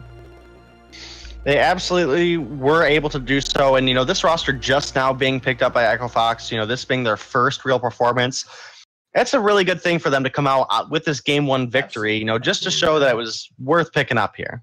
Yeah, I mean, it definitely has to feel good. They've got to feel good because that's a big time win. This Tribe Gaming is no joke. They're a Vainglory 8 contender. They didn't get knocked out, but you're talking about status bake. They're one piece away from being a top 4 team that can just figure out that laning position. And, you know, Mixi's coming in here trying to help find that synergy, and we'll see if he can do it throughout the rest of the season. But game 1 looked a little rough. We'll see how game number 2 goes. Absolutely. And so now coming into the draft here, I'm kind of interested to see with how Tribe Gaming handles this. You know, we saw the Grumpjaw get through, which we normally do consider to be a very strong pick. But Echo Fox, they were ready to handle it. I mean, you know, they came through with 2 stuns and a hero that was very mobile, able to fight around the Grumpjaw, get a lot of damage down and build up stacks.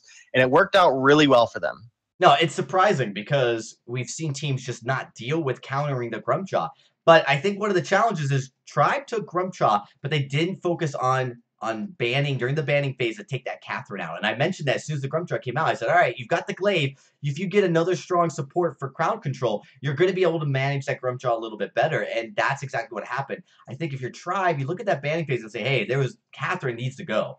We cannot, or the Finn. The Finn's another good pick, but the Finn's stun's going to be much later and not up as often, not as effective. You can kind of dodge around the Finn a little bit easier than that Catherine stun. So yeah, ultimately, very, very, very tough for Tribe when the late game happened to make something work.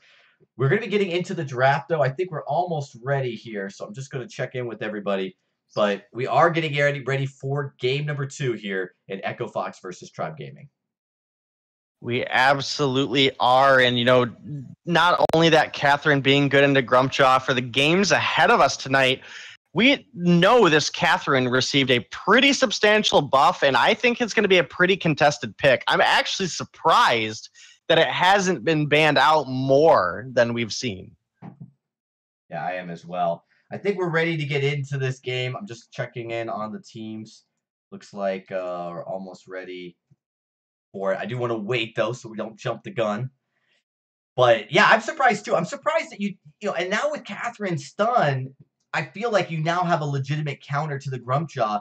I think that teams have to just be a little bit more cautious, right? If you're going to pick the Grumpjaw, make sure you've cleared out or at least last pick it. It's not going to be that easy pick right out the gate. So, with this said, I think we're ready to get going. And we are going to jump. It is going to be game number 2 versus Tribe Gaming Echo Fox. Tribe Gaming's now moving to A side as we get into the draft. The draft begins. They are, and here we go. What will this first ban be here out of Tribe? I think they really need to respect that Catherine. You know, it's such a strong pick right now. We've seen Catherine out of the meta for so long because it just took her so long to scale up, that now this early game dominance that she has in this captain position is just really dangerous. So we do see the Catherine come out on the first ban out of the side of Tribe Gaming here. Yeah, so now if you're the side of Echo Fox, you need to think about banning Grumpjaw because you have lost some of your counters. They can first pick Grumpjaw, and that's too risky when you don't have as much crowd control. And you're going to be able to get one pick, but then two more bans are going to come through. That's going to give Tribe more time to ban around that Grumpjaw. So it's very, very risky. It's not for sure that Tribe will pick the Grumpjaw in this case. It's just very likely considering that if now that you know what counters it, on Tribe side, you know, okay, we can actually draft into it and give ourselves a much better chance of winning.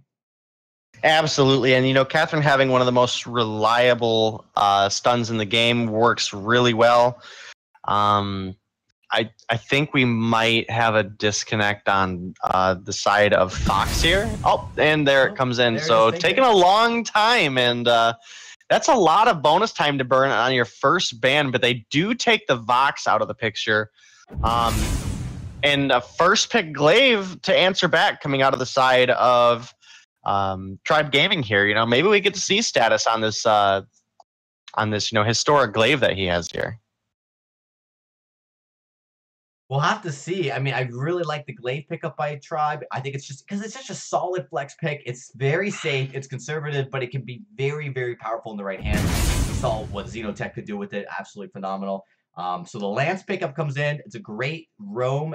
And with Catherine off the board, you could actually look to take away another support here if you want to. But again, I don't think you're going to see Glaive flexed as much. I think Glaive in that weapon position or crystal power position is just too reliable and too consistent to try to put into support at this point. Plus, you've got Arden, who's recently got a small buff. And you have Finn, of course, I think, which was great into Lance. All right, and I'm actually kind of surprised that we I'm not surprised that we see the Lyra taken away here.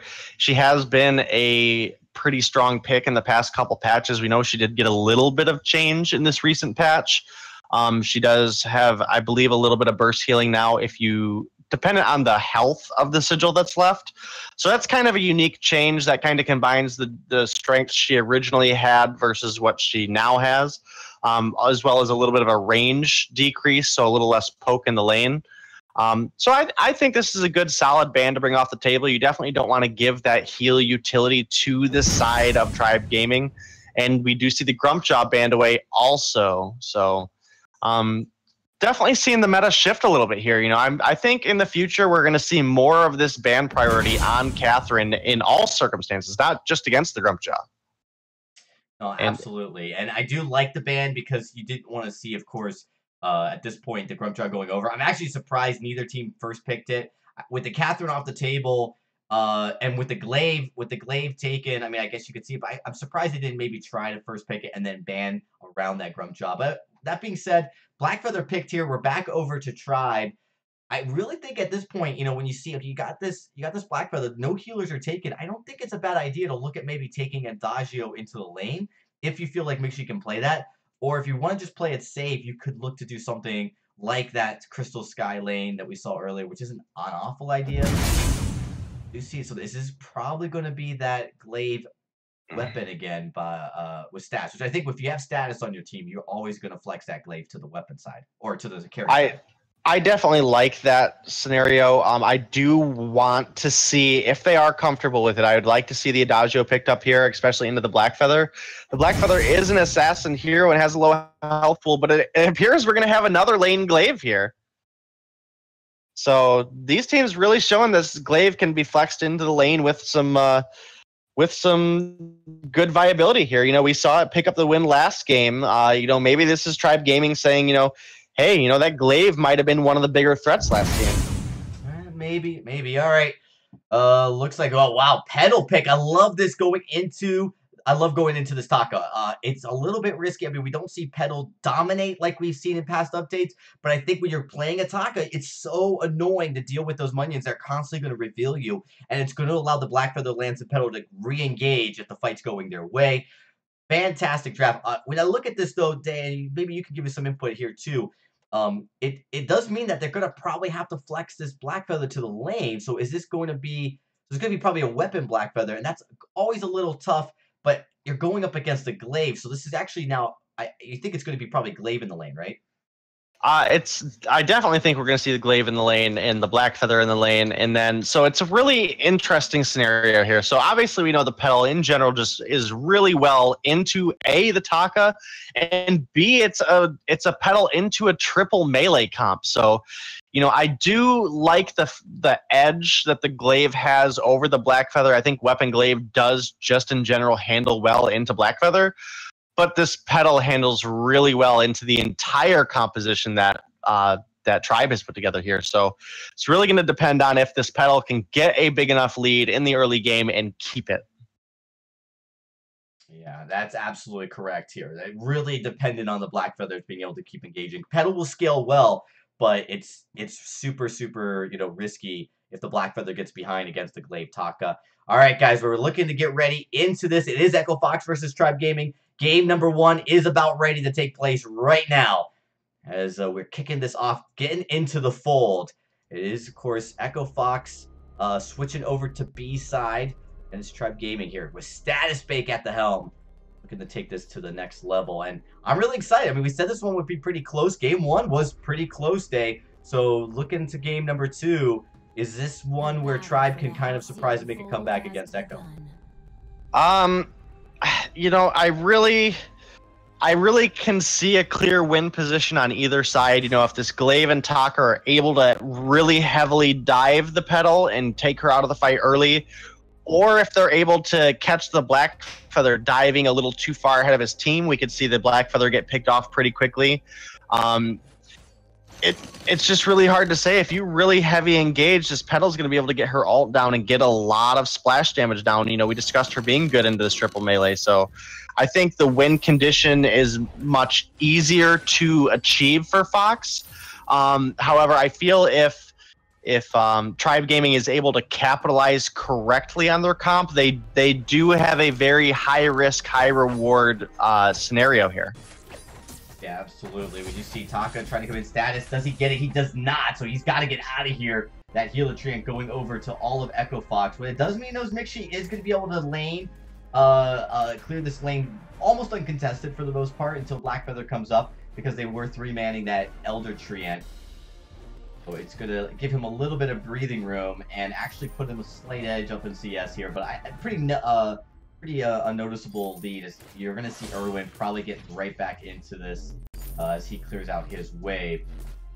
But no surprises on builds, right? I think both laners, they're melee laners, they're going to build that Book of Eulogies, and I think that, both of them are probably going to go into some lifesteal, where I really think if you're a Glaive, you have to build that Poison Shiv, because you've got the heal coming out of the petal, which you definitely want to make sure you mitigate. And you definitely have to go the Poison Shiv route out of this Glaive. We do have that kind of option for the Black Feather. I would say I would still lean towards the Poison Shiv with how well Poison Shiv has just been functioning as an item these past couple patches. A lot of aggression out of Status here, possibly too much though, taking a lot of damage really quickly.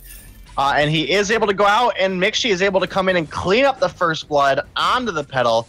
That is not who you want to give that bonus kill bounty to in this early game, as the Glaive. Absolutely, it's definitely risky.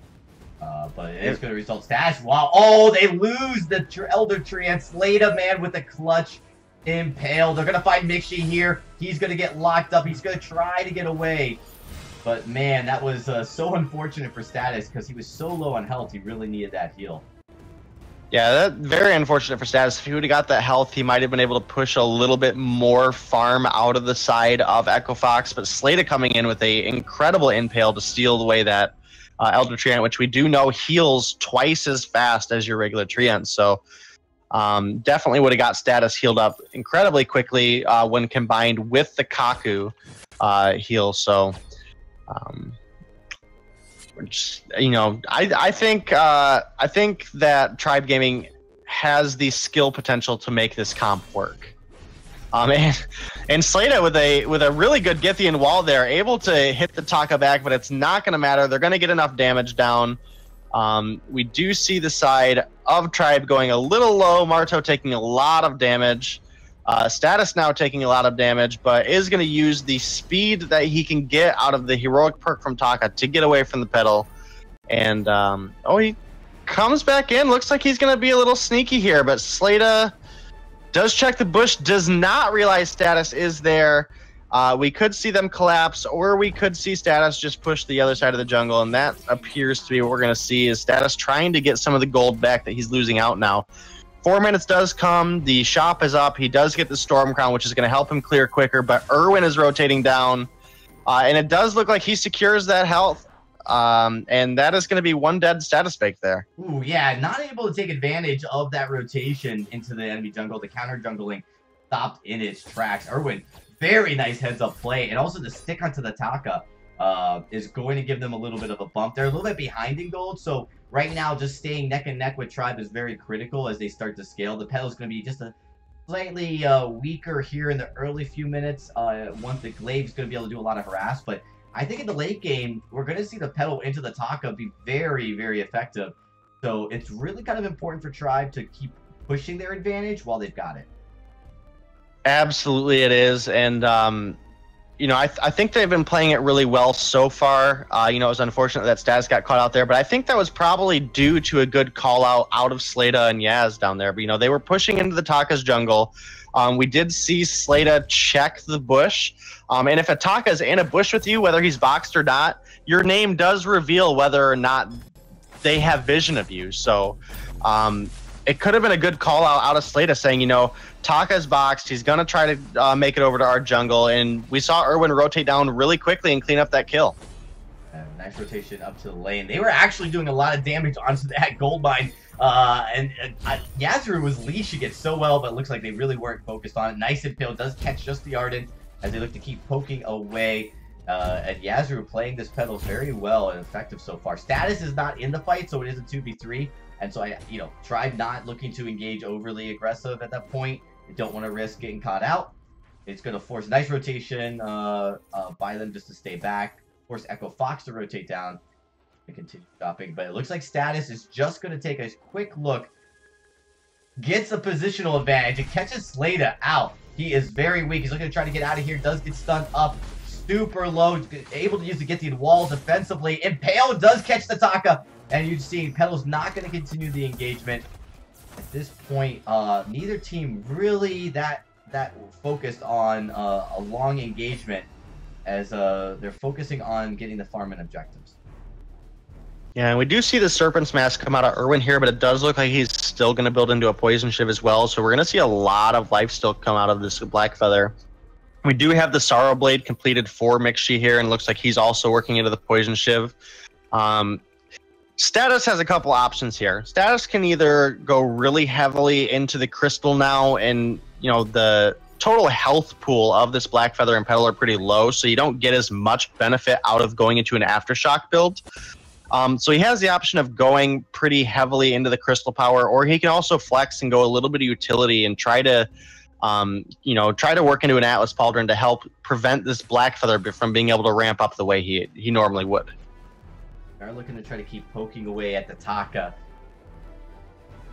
It's so far been a little bit of a poke battle between both teams. Neither team really committing. Here comes the Gauntlets. Nice afterbird. They stun up. The Pedal does get saved by the Fountain. There's a heal coming out. The Munion's explosion do the trick. Unbelievable. Echo Fox turns it around. They get the 2 kills, and they're looking to push in front of this turret. Yazuru, unbelievable positioning and just absolutely clutch to live through that, as he was right on the brink of death right before that Fountain came out. And so I'm actually not sure how he survived, but just barely. It was very well executed by Tribe Denominate. It just seemed like Echo Fox had enough in the tank. They had enough tools to stay alive. And once those combustion Munions came out, that you just watched all of Tribe Gaming get deleted. Absolutely. And again, that's what we discussed earlier, is that risk of running triple melee into a Pedal. When you all funnel yourself down into that small of an area and that Pedal does get that combustion off, you're giving a lot more damage for gold and damage for cooldown to this Pedal. You get a lot more of that AoE damage down, so your scaling crystal damage is getting a lot more bang for its buck, as well as the time that it takes you to regenerate those seeds, or the alt charges. So really well played out of Fox there, and I I think that fight, you know, it did bring him back into the lead, and I think that's really where we're going to start to see these fights are going to continuously swing for Fox here. I think it's just too dangerous to run triple melee into a pedal, so it was a really good pocket picked up by Fox here. Absolutely, really nice. And when you see pedal come out in these matches, it's normally a last pick pedal. You know, gives the team an opportunity to think about it. We do see Tribe, though. They are looking to go in, push on this turret. Nice job by Yazru just waiting out a few seconds to allow them to fully engage before popping his head out for some damage. But yeah, I mean, this last pick pedal could really be a nice pick into Ataka. And of course, when you have triple melee, that's just a cherry on top. It is just that cherry on top. And like I said, you know, there is... well, I'll wait until this fight is over. Mixi getting some good damage down onto the Black Feather here, along with Status. However, and the execute comes through from Irwin, able to clean up the kill. That is going to be a dead Mixi. Irwin makes out with just a hair of health, and this should be an ace for the side of Fox here if Yazru can get that one last slow. And there it is. It should be an ace, and it is. So...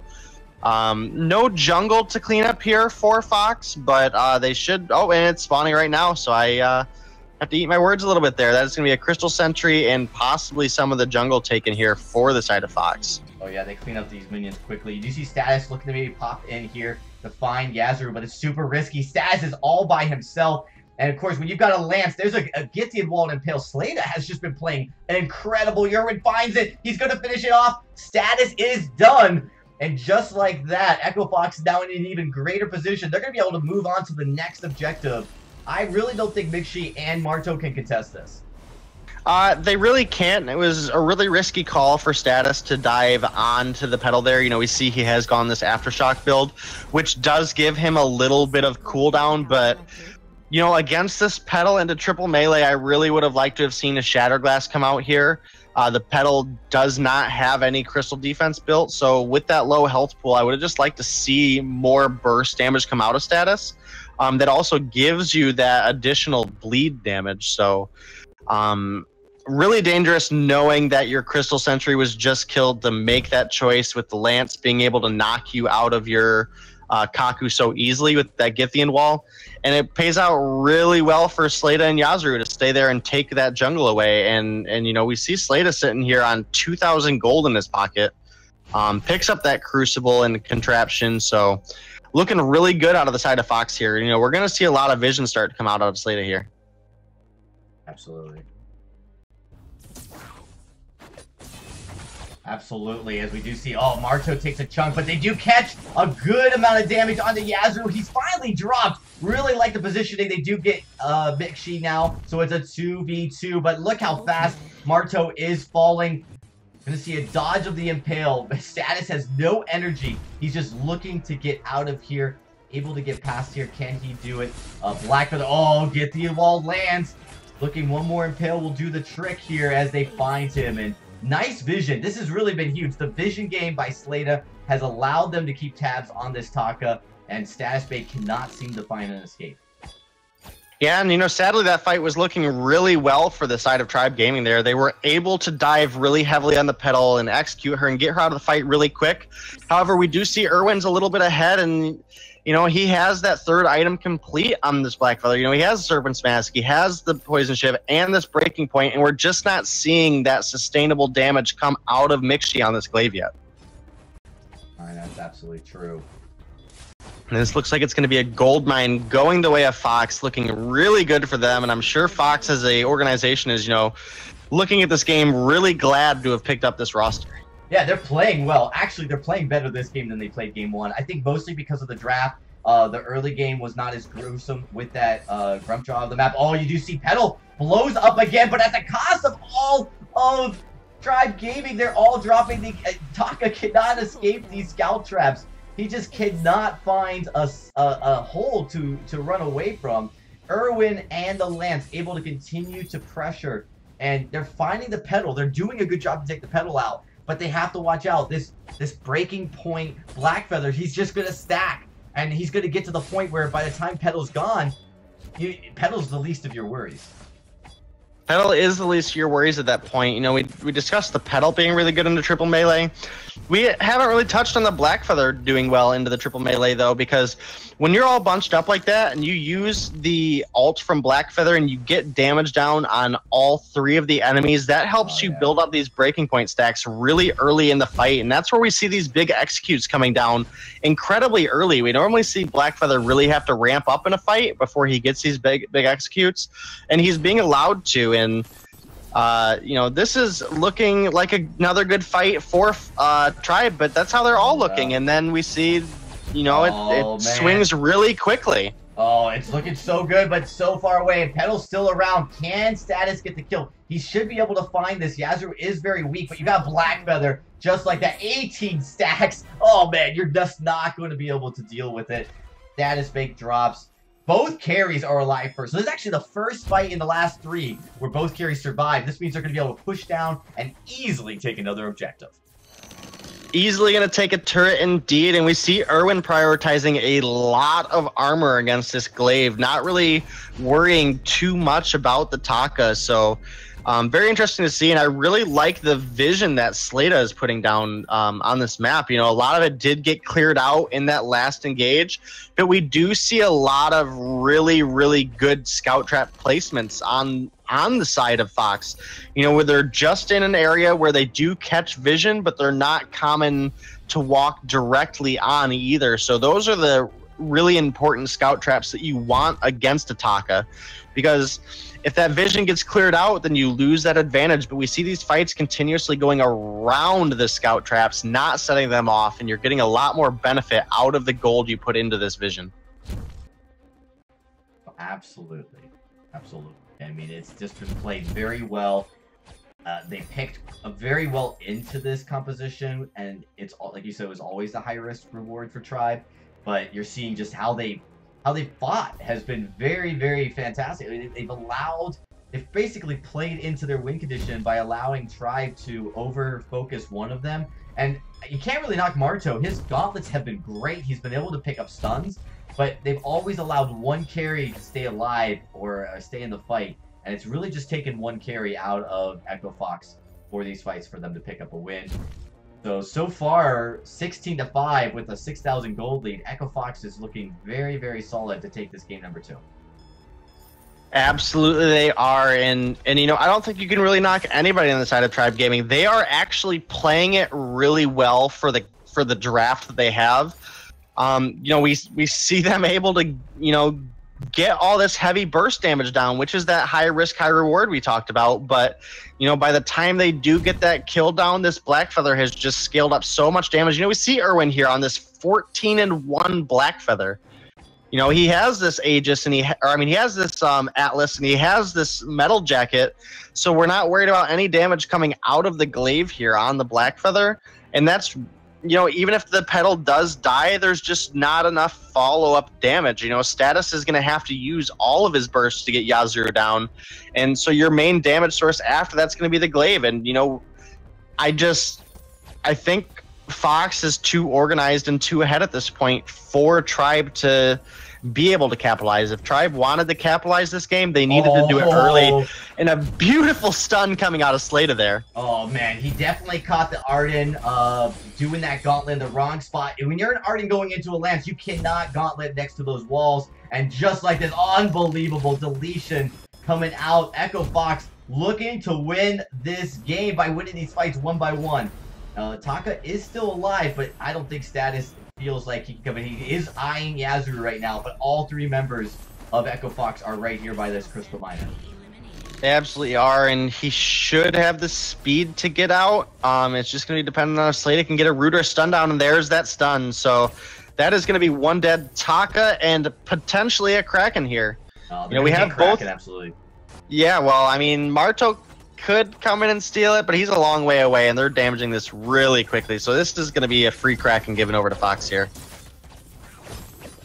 Absolutely. Another Kraken. They didn't get this turret, so it was actually, with that one fight, they weren't able to secure this last turret, instead focusing on farming. So, you know, one thing that was going for Tribe was they only had lost 2 turrets to this point, even with such a huge disparity in golden kills. But you're starting to see now because they can't win these fights at all, that Echo Fox is having their way, and they're finally starting to be able to focus now on these objectives in the lane.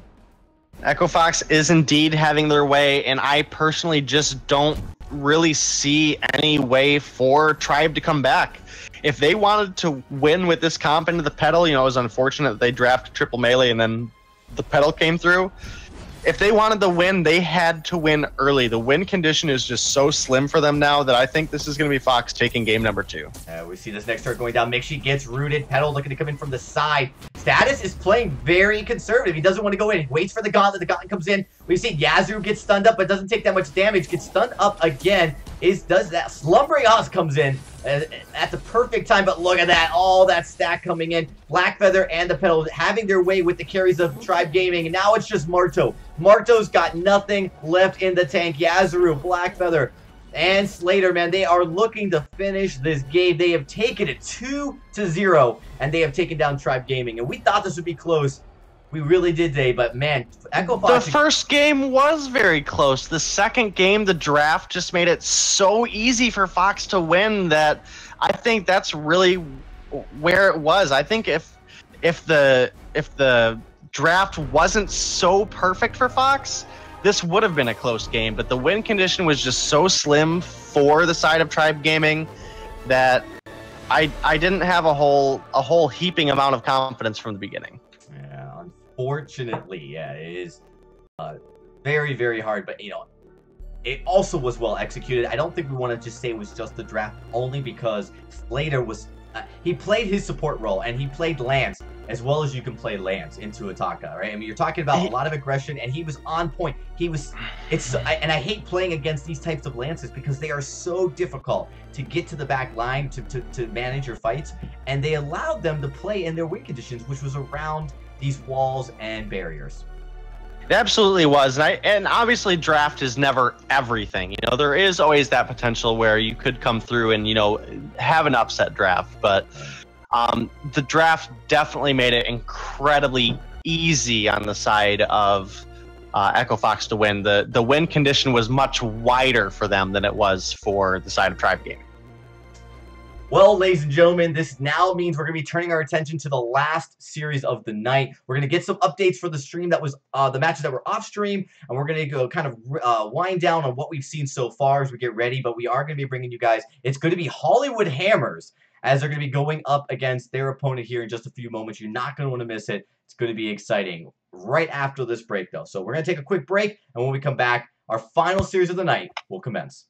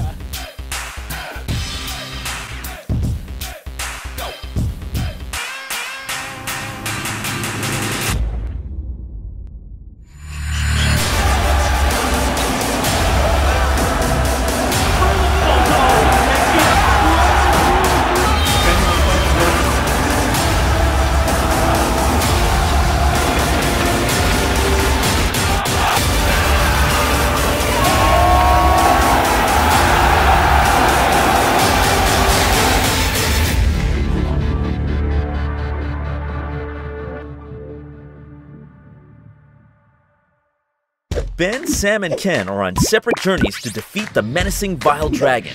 But let's just say luck isn't on their side. If only there was a way for them to find each other and band together. Well, that's why there's Band. It's a mobile app that allows people to come together using common interests. With Band, you can find fellow gamers, chat, schedule gaming sessions, and conduct polls. Stage epic battles with friends while sharing videos and photos along the way. So try Band today. Band. Be together.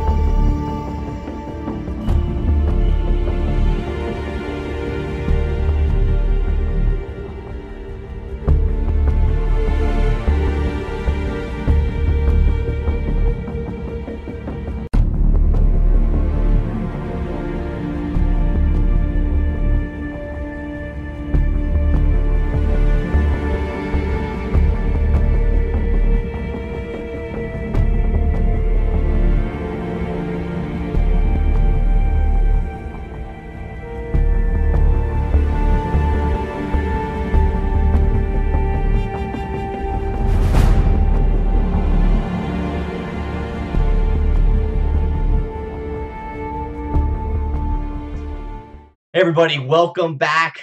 We of course are here at the desk of VISPRO, getting underway, finishing up actually our day one of the second split, and it's been pretty exciting. Of course, joined by Denominate here tonight, and we are getting ready to get into our final series of the night. And of course, you guys saw the graphics while we were on break. It is going to be Hollywood Hammers. It's gonna take a little bit for me getting used to it, Day. I gotta admit, because for so long we've known them as a few different names, of course, over the course of the last 2 years. But one thing has always remained the same, Day, and it's been the fact that they are hammers, and they seem to always find ways to come down in the Vainglory scene with a lot of force. And this is actually going to be kind of an interesting time. We do see a slight change in their roster. We see starting Oliver is still there. He's still that pinnacle piece there, but a few other pieces have come and gone. What are some of the things that you kind of what are some of the things you'll be watching tonight specifically under this new helm? I mean, I think starting all over is always going to be a star player that you just need to watch. He capitalizes really well when he plays well with his team. We do see sometimes he gets a little over aggressive, can get himself caught out, but I think in the recent months of Vainglory, we've really seen a new starting all over, one that's a little more in control of his position, and I think that's really good for him. Max Green, we've seen a couple times stepping off the bench and putting on a pretty good performance for Hammers. Obviously he's going to be with this lineup, one of the starters. And I really don't know too much about Black Mamba. I'm not entirely sure what to expect from there. But we've seen the side of Saints, with this roster, and they did really well in the last split as far as how they looked. So they weren't able to, take it all the way to the end, but they just, as a team, looked pretty organized. So we're going to have to see if they can capitalize on the fact that, maybe this Hammers roster hasn't played well or hasn't played much together. So maybe the synergy isn't as coordinated as what we've seen out of the Saints team. Absolutely. And it's definitely possible. I mean, we've seen a few change-ups, but then I think that one of the challenges when you're a team like Hammers, where you always find ways to come back, you always find ways to play well, but when you go through these transitions, sometimes it can be a little tough, and this is definitely going to be one of those. So it looks like as we're clearing things up here, we're getting everybody in.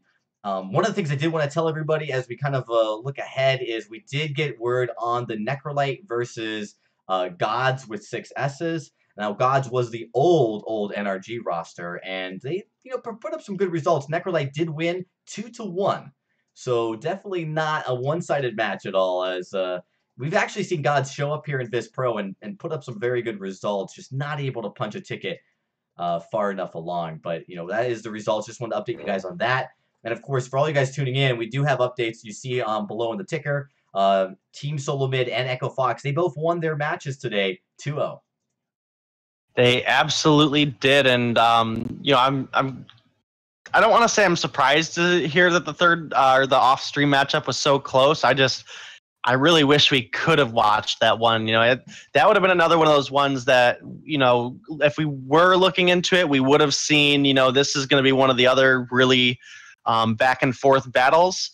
And it ended up being so. Just the rosters are really well or are full of really good players, and we just see them perform well in these tournaments. VIS League and VIS Pro. So Necrolite is one that's almost always running it down to the end, though. So that's going to be a team. We didn't get to see him play today, but coming up next week, I definitely think that's going to be a team to watch.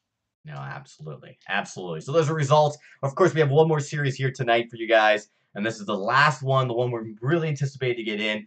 It is going to be Hollywood Hammers versus Team Saints. Of course, a lot of news around Hollywood Hammers, so it's very fitting that I've got you here, Day. You, of course, are part of the organization of Hollywood Hammers, and, some of the stuff that's going on there. I'm not sure if you can tell us anything exciting about what's come so far, but, obviously, you guys are working with TCL, and that's a huge media organization in LA. You're looking to really, put your feet down and do something there. So I heard that there was some exciting stuff in the pipeline. Just don't know any of the details. Yeah, I honestly don't have too much information that I can give out on that. I do deal a lot more with just the casual community side of the organization. So there's not really a whole lot I can say. I do know it is a huge step for us as an organization. So we'll just have to see in the coming months where that takes us. No, absolutely. All right, we are still waiting for all the members from both teams to get on. I'm just letting everybody get a quick update.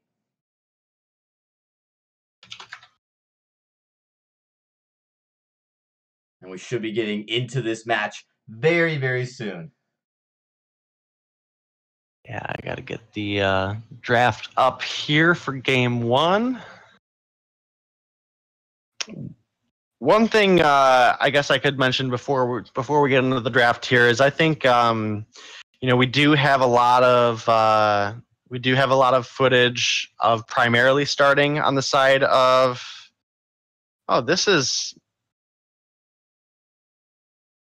Yeah, so we do have an interesting roster. There is a kind of a surprise to Hammer's roster. We're not going to say anything yet, but you guys are going to see soon. We'll see how this might be transpiring. Yeah, that is I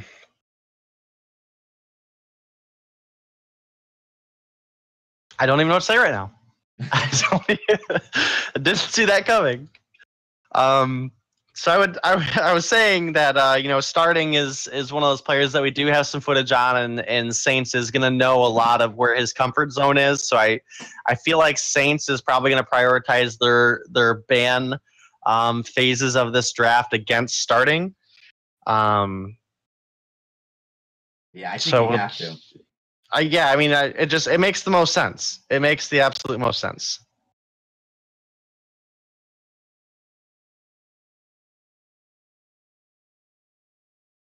All right. Well, we're still waiting a few more moments. We're going to be getting into this game for just a few seconds. We're going to be getting into the draft as well.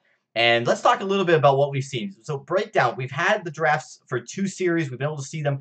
And I actually can go take a quick look at the Necrolite drafts to see if they kind of resembled similar results here as we take a quick look. And one of the things that's interesting is that we've seen Vox come into play. We've seen a whole bunch of different things. It really seems like a lot of stuff that we've become familiar with are still used, but there's so many more. We haven't seen Baptiste, though. We have not seen Baptiste, and I personally am not familiar with any of the changes that he may have got this patch, if he got any. So I unfortunately am the wrong person to ask on that one. I think Baptiste was in a pretty interesting position anyway last patch.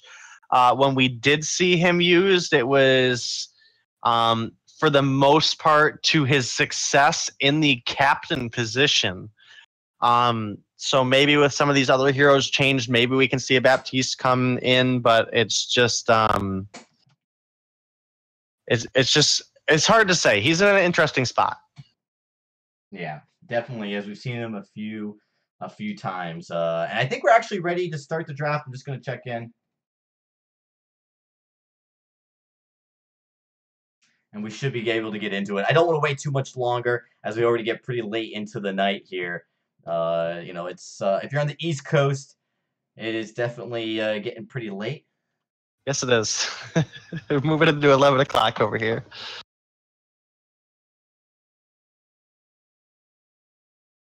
All righty.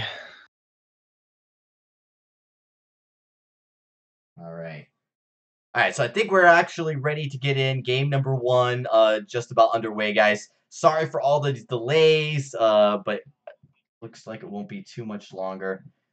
We have exciting news for you, though, in the future. In the very near future. Looks like we're getting everyone into draft right now. We have a go from the side of Saints. I think this is probably going to be one of the most exciting seasons starting off. Last season was a very exciting day, I won't lie. The new format, the Unified Championships, the fact that we have a full year season under the belt and we're moving in. This is the 3rd season of Vainglory, competitive Vainglory. It's kind of exciting. If you count the season leading into the first championship ever. This is basically us moving into that third year, and it's really exciting to see how this game has competitively grown and formed. I think we're just waiting on one more person to get in, and the draft will be started. We definitely don't want to rush it though, as these teams are making sure that they're all on comm so that they can communicate. We obviously want to give a little bit of time there. Absolutely. Looks like we might be having some technical difficulties from the players right now.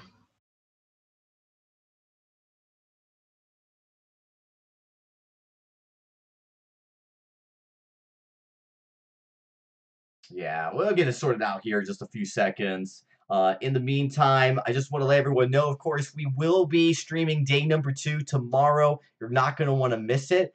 We've got a full lineup of exciting matchups for you guys. Here's just a quick look at what they are. Of course, Nova Esports, Ardent versus Ardent Gaming. That's going to be exciting. Ardent, back into the competitive scene. It's nice to see them come here into VISPRO. Nova, though, coming off a very, very exciting, really incredible first split, winning first place, dominating the fold. Immortals versus Rogue. That's going to be our second matchup tomorrow. It's going to be absolutely exciting. NRG versus Lost in the Echo is another one.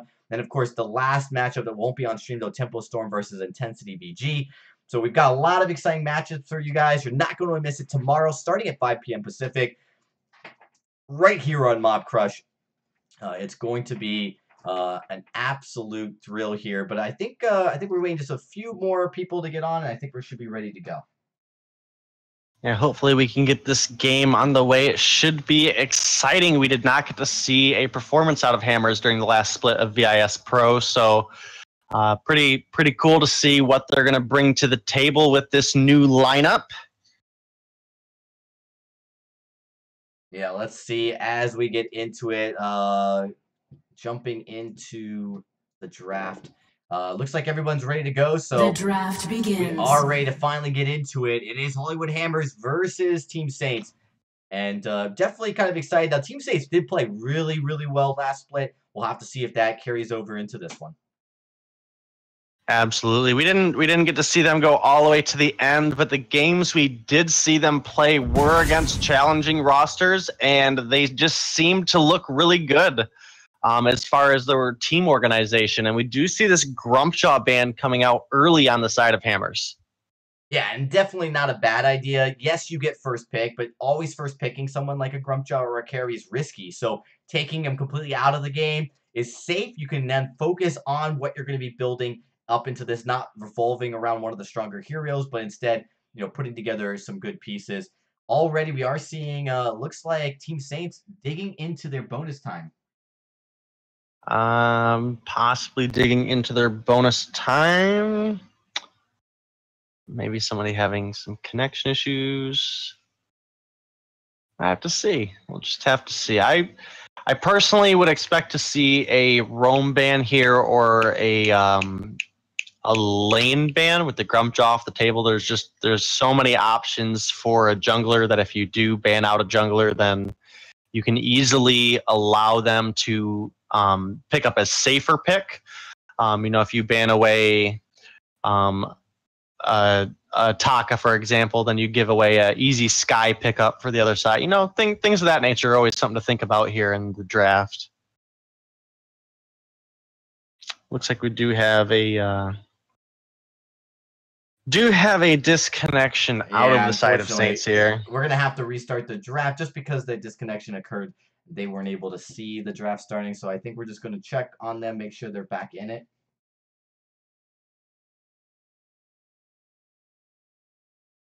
And then we should be good to go. In just a few moments.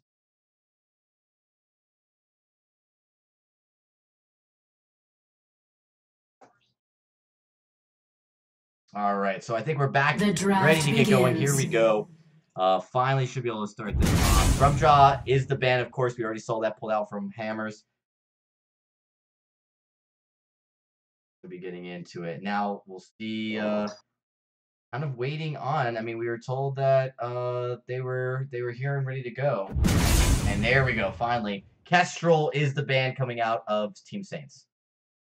Kestrel is a band coming out of Team Saints, and I think, as I mentioned earlier, I think they're going to target specifically against starting all over, and this is one of the heroes that we do see starting play to a great success. However, Vox answers the Kestrel band, so likely to see starting all over on this Vox in the lane, which has been a pretty dominant pick for a lot of teams with that Poison Shiv Tension Bow build, so interesting to see how Saints will answer this first pick Vox. The Baron is open, though. That is something to think about. The Baron, who handles pretty well into the Vox, is open. I'm not sure what happened there. It looked like we had a weird hiccup. No idea how that might have happened. So the draft begins. We're going to have to do a reset here, everybody. The draft begins. We're going to get right back into this. Sorry about all these delays, everybody. Getting back into the draft. There's the Grumpjaw, so we should see the Kestrel and then the Vox.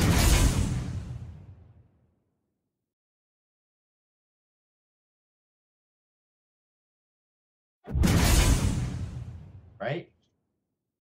Yeah. And now for the answer is a Idris picked by the side of Saints. Idris has a lot of high damage potential, both AoE and direct target, but can be a risky pick if you get behind. So we will have to see how this pick plays out for the side of Saints. And a smart ban here to me would be picking out a roamer that you don't want to go against. I think Lance handles pretty well into an Idris. So we'll have to see where they go. No, that's definitely a great ban here. They are going to go with the Lyra, and they could actually pick the Lance. So, I think that taking the Lyra out, now the question comes down to if you're going to let the Lance through. I think at this point, if you're Hammers, you've got Vox. Starting all over on Vox is going to be able to just go off. And so now you just got to figure out how you're going to play out your jungle. You've got, an interesting composition in jungle. You've got Max Green and who he's going to be pairing up with. So definitely want to take some time to think about it. I think that your next ban, they're probably going to focus really on making sure that that you're not going up against something that's going to snowball in the jungle. They take out the Adagio, so they do take out the healer. Yeah, both healers out in the middle of this draft, so that is definitely something to make note of. This leaves a wide variety for where Saints can pick up a roamer here, because obviously we do not want to verify whether or not this Idris is going to be in the lane or in the jungle. It keeps its flexibility alive. So we'll probably see either a Lance or an Arden, I would presume, here out of the side of Saints. Yeah, I really think the Lance is the right call. They go with the Arden, though. So, that is a very strong support pick right now. It gives you a lot of flexibility. It gives you a lot of mobility. The Idris does, you're going to want to love mobility. And, of course, depending on what you go in the jungle, you want that mobility as well. But I feel like the Lance, it's unfortunate because I feel like Max Green on the Lance especially would have been a fantastic Lance pick. But, instead, Arden's picked up. Now, if you're on the side of Hammers, maybe this is where maybe you do want to take a Lance now into this composition. I could see the Lance, but I mean, we've also discussed how strong Catherine is this patch. And that's something I really want to watch out for here. I do like the kit that Lance brings to the table into this Idris, able to get the roots and the repositions down. Not really sure what's going on here, but we are out of bonus time for the side of Hammers. Unfortunately, some issues here with the draft, with both people's clients. The draft begins. We're going to have to restart it again. Just so everyone's watching, there are no penalties for going over time here in this pro. Over the last couple of seasons, competitively, this is a new client for everyone still. It's only a few months old.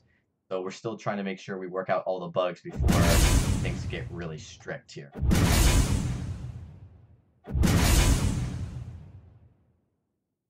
So now we should have the Arden coming here, and again, I just think Catherine is in a really, really good spot this patch. I do like the Lance's kit into the Idris, but we also have to remember that we don't have that final pick out of Saints yet. So, we do have a couple options available here, most predominantly going to be the Catherine or the Lance, or maybe even that Baptiste that you want to see, Dragon. I mean, I'm not actually really something Baptiste. We do see a Koshka, and, this is going to be aggressive. We actually haven't seen Koshka played during the VIS tournaments at all. We haven't seen it here at VISPRO all season. Fortress comes out as Fortress coming out. And I think one of the big things is who it is playing this Koshka is going to make a pretty big pick here. This person has been known for quite a while for their Koshka gameplay, actually. So this ought to be a pretty interesting pick here for the side of Hammers. Yeah, I mean, I'm really excited. I like the Fortress. If you're going to go aggressive, just put all your eggs in the aggressive basket. Just go ham. And, Fortress is going to allow you, I expect to see them build into some of those other contracts. You may see a Dragon Blood contract because, if you're going to go in, you want to be aggressive and commit to that. We are seeing now 37 seconds here for Saints. Going to find this last pick. What are they going to do? To me, it really puts you in an interesting spot here on the side of Saints. We discussed earlier that this Vox build that's become very popular is a much earlier game spike, and the Black Feather is picked up. And I do like the Black Feather into the Koshka. You do have that inherent reflex block at level 6. So that is something to keep an eye on. Idris obviously able to remove himself from being targeting by jumping on an ally or onto an enemy. So there's I can see the potential here out of the triple melee composition that Saints has put together. But I'm really excited to see starting all over on this Vox pick with the current stage of the meta build path for a Vox. Yeah, absolutely. I'm excited as well, and of course, I feel like actually this is not a bad composition because Vox can scale. The Idris can too, but I feel like if you can snowball early with that Koshka and that Fortress, you'll be able to push it. Push the game into your advantage, and the Vox can take it from there. So I think it's a great draft coming out of Hammers. I'm really going to be paused to see. Now it's probably going to be a Crystal Idris. Since you've got that Black Feather, unless the Black Feather I actually think it'll probably be the Weapon Idris in the lane with the Crystal Black Feather in the jungle is where I think they're going to be able to really optimize this composition most. Yeah, absolutely. All right, everybody. As we get ready for this matchup here, we're just a few moments out. We're getting ready to get started. We actually have to take a quick break. We do have some connection issues with one of the players. And once we come back, game 1 between Hammers and Saints, it's going to be started right here. We'll see you after the break.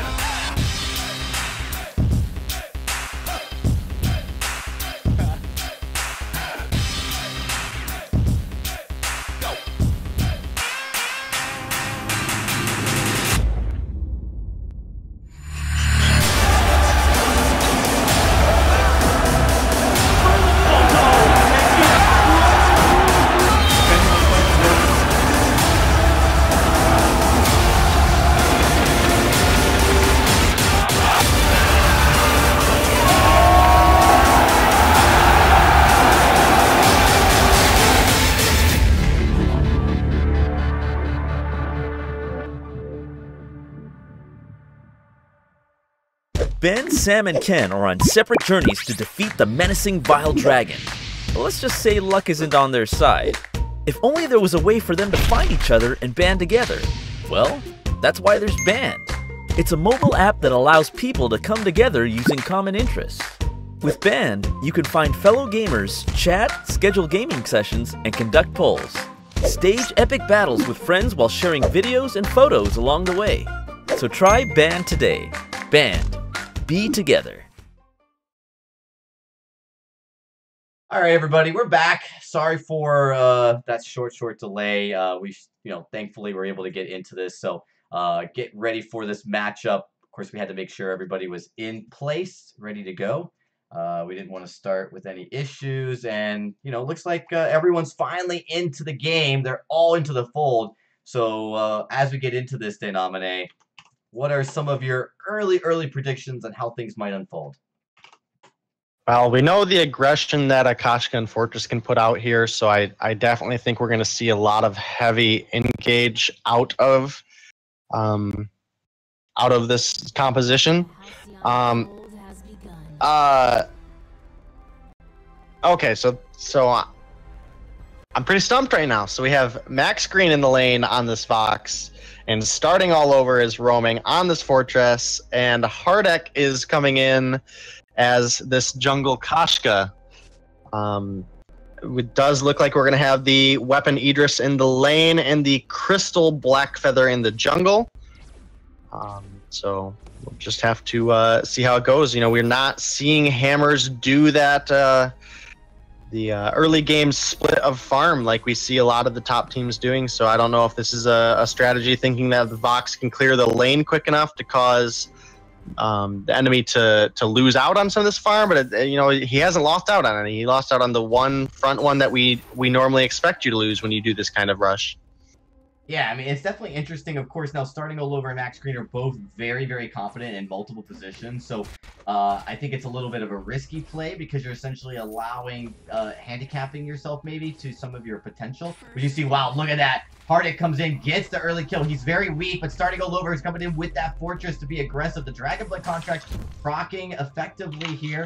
And Hardek's going to get this healing tree and look to clean out this jungle. Mac Daddy is pretty weak, where you see Max Green rotates down on the Vox. They've all teamed up together.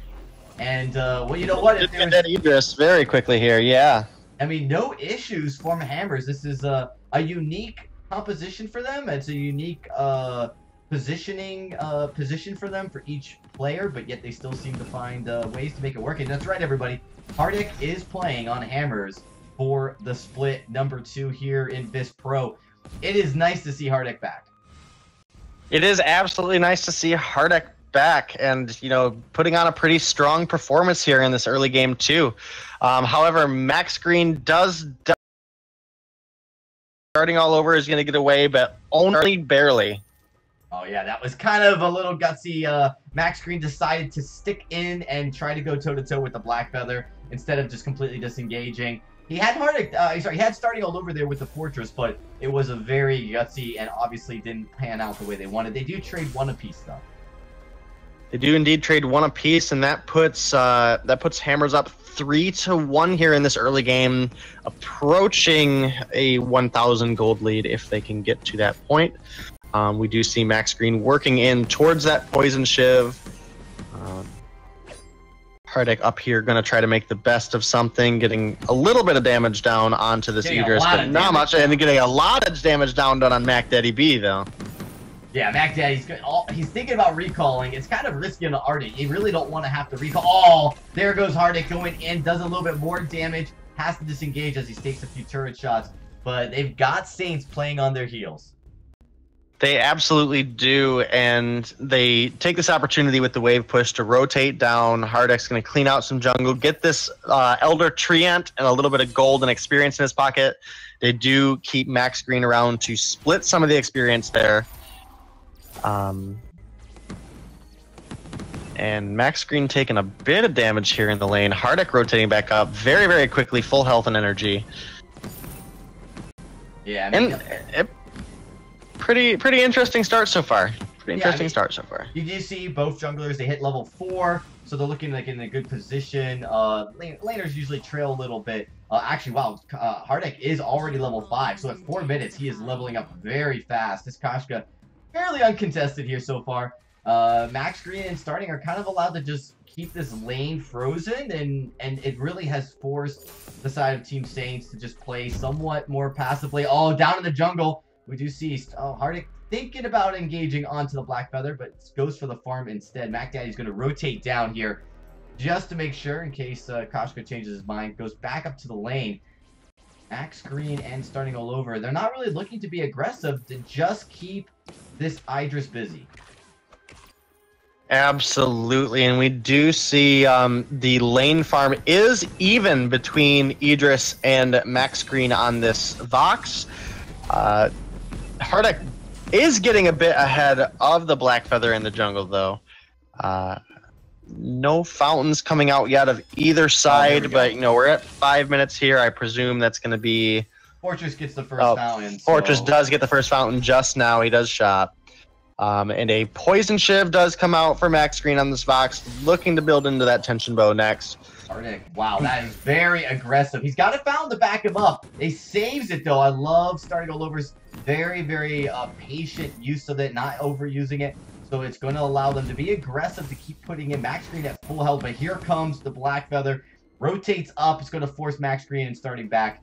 And Hardic back to jungling. And, you know, he's leveling up very, very fast.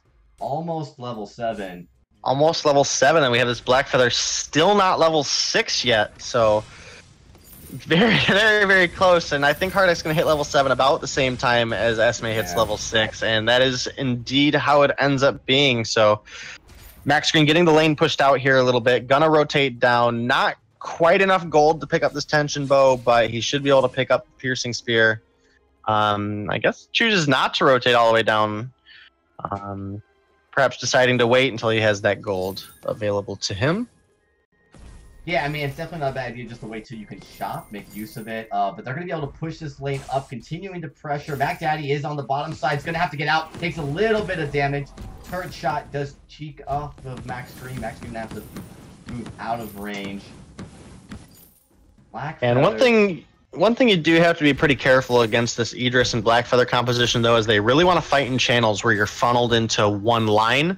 We know that Chakram from the Idris, you know, passes through multiple targets, but in addition, we're going to have to watch out. This Black Feather has picked up a Shatterglass now, so those on points are going to do a lot of damage if you group up together. Yeah, paired with the Rose Offensive, you're absolutely right. This is actually really not a bad composition damage-wise from the side of Saints. The question is, how are they going to execute it? The Chakram has absolutely been doing a lot of damage here early, so we definitely will excited to kind of see if they can execute correctly. But you've got to deal with that front line of Koshka Fortress ramming into you at full force, oftentimes engaging if they can get an eye. And it's actually good with the Koshka. There's not a lot of kills on the board, and really no objectives really been pressured yet. So it's kind of passive from Hammers, where you would expect just a little bit more aggression. I know it seems aggressive, but like I would expect even more. There was a bit of aggression here in the early game, and it seems to have fallen off a little bit. We do see the aftershock completed for Hardic here. A big 339 damage out of that on point onto Max Green on this Vox, and he does not actually go into the Tension Bow build. It looks like he's going to pick up a Sorrow Blade on this Vox, which to me is a pretty interesting build. You know, the Tension Bow works well in particular into heroes with low health, so kind of like the counterpart of an Aftershock. So we see the Aftershock come out of Hardic, gives him that cooldown and gives him damage based on the maximum amount of enemy health. Though. Wait a minute, we got a fight breaking out. Max Green is low. Gauntlet comes out, but they've secured the first kill. It is going to be one going over to Hammers. It's a trade apiece, though. Oh, look at that on point. Decimate Starting all over, and Hardic, as they look to try to reposition, they do find the kill on the Black Feather. It's just Mac Daddy alive. Mac Daddy is finally going to... Oh, wait a minute, though. The Crystal Miner comes in. Mac Daddy... Way overstayed by Hammers there. And Mac Daddy cleaning up an extra kill, maybe even able to get Starting all over. No, but he's got probably not, but, you know, gonna keep him busy from recalling. Oh, does pick up the kill on Starting all over. Very, very interesting fight there. With, I would say that comes out on the side of Saints. No, No, that's actually a big win because, you know, if anything, you're starting to neutralize the jungle and prevent hammers from continuing to pressure, to push, to lay down vision. We've not seen a lot of vision coming out. There's just mostly use of flare, so a few vision here and there, but that's going to be a really big deal. The Koshka is going to be wanting to be aggressive, and without good vision, it's going to be hard to make those proper decisions on when to jump in. Where you see, oh, there is an Idris going, but oh, big mistake, gets bursted down. And hammers just like that now are in great position to try to take down this first objective. They absolutely are. It looks like they are going to push a little bit of damage down here onto this Black Feather. Not a whole lot of damage going down on the turret as of yet. Hardak being pretty low from that engage. However, Max Green does have a lot of damage behind these auto attacks here and is able to heal up off the wave as it comes to him. The Idris is coming back, and you're right. They weren't able to properly balance the damage to take down the turret, so they get no objectives for that kill, and they're taking a lot of damage from this Black Feather, so they've got to be very careful to not get bursted down. And we do have the divergent path of the weapon here on this Idris, so he's going to have those shadow steps now, as well as he has 4 points put into the Chakram and the Sorrow Blade finish, so these Chakrams are going to be doing a lot of damage if they're able to hit Hardak and Max Green. Absolutely. You see Max Green right there. He gets bursted. There comes the gauntlet. He's deleted. And that's exactly what you were talking about. Hammers have got to be so careful. Kasha's going to look to come in. Gets the stun, but is blocked up. And now it's just Hardak left. He's got to be so careful. A perfectly placed Chakram right there. He's going to delete Hardak. He gets the reflex block, but is not able to survive. And there's an ace going over to Saints.